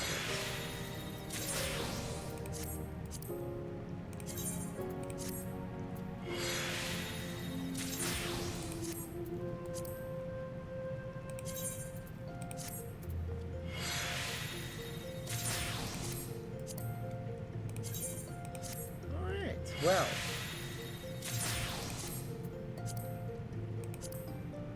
that's it.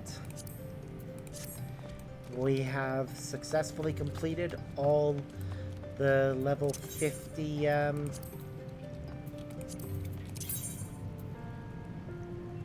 quests for crafting and gathering, which makes me happy knowing that we're finished them. I wonder if there's an achievement or a, like, title we get for that.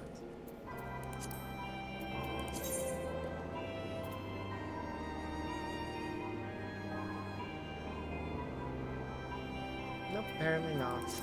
Oh well. My main reason for coming here was actually to look for something else. The class I married, I think... Yeah, let's switch to... not minor. Incomparable. Just tooling around. The name's Guiding Star, and you have the look of a carpenter. My goal is no less than attaining complete mastery of all things crafting and gathering. To this end, I roam the world. But I must say, the Revenant's Toll offers a sore temptation to stay. I'd heard tell of the Adventurers Guild has thrown its weight behind this place, but I had no idea of the kind of talent pouring into the camp. I could tell just from your hands that you're an adept yourself. I'll forgive the notion of a little hard work.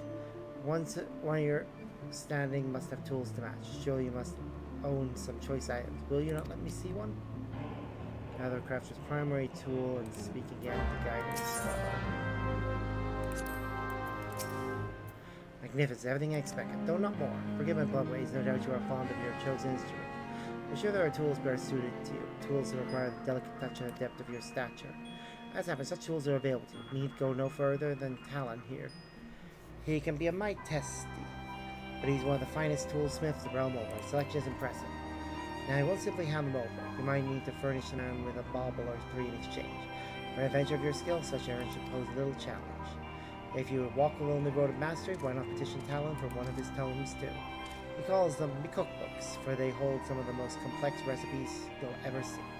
But you have skill enough for them, I'm sure. Ever is a crafter ruled by a triumvirate, tool, skill, curiosity. May you prosper in all three. Okay. Okay, with Talon.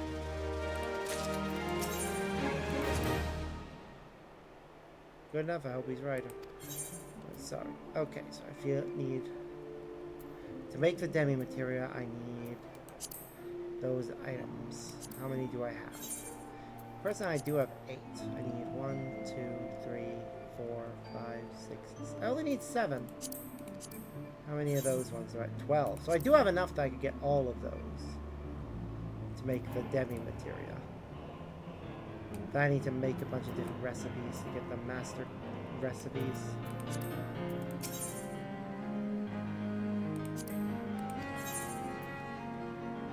Okay. So I get better gear. I need to make some stuff. I think I can do that.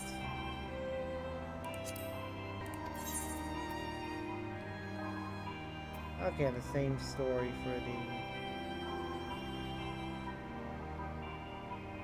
this gear.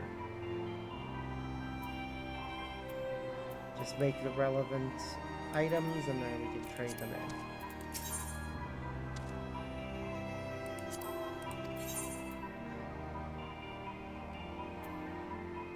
If we can make Mastercraft Dementeria a specific other material, we can take our current version of our tool and make the upgraded version.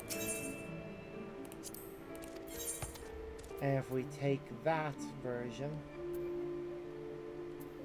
and make more materials, we can get an upgraded version again. Okay.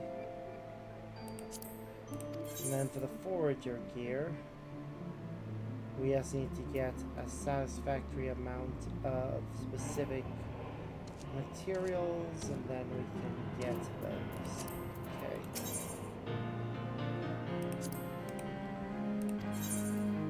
And the same story for if we want to upgrade it.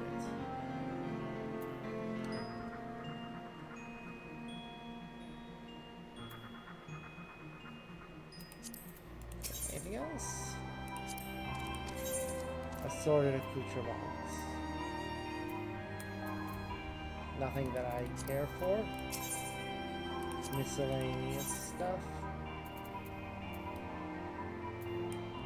Stuff that may be valuable later. Okay, well, we know what we're doing now. Cool. Well, that's that. I think now, realistically, all my main classes are at least approaching level 50, so I think next time around we will get back into the main story.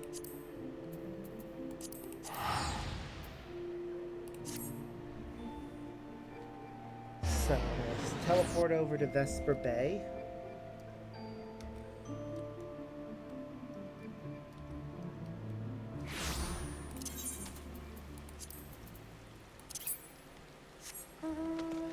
Get on my mount. And log out. Because, yeah, that feels like a best place to stop for now. We can resume the main scenario next time. Though I might take a short break here to get into Assassin's Creed Black Flag Resynced now that I think it's out and playable. At least I think it was meant to come out today. I can check later. But yeah, that'll be it for today. We've made a lot of progress, I'm quite happy with it, and now it's time for me to go to bed because I have work tomorrow. Don't have work for long, so when I get back, I will probably do another stream after I've done a bit of packing for the move. So, yeah. Until next time, guys, as always, I've been Sparks, and I hope you have a wonderful day. See yas!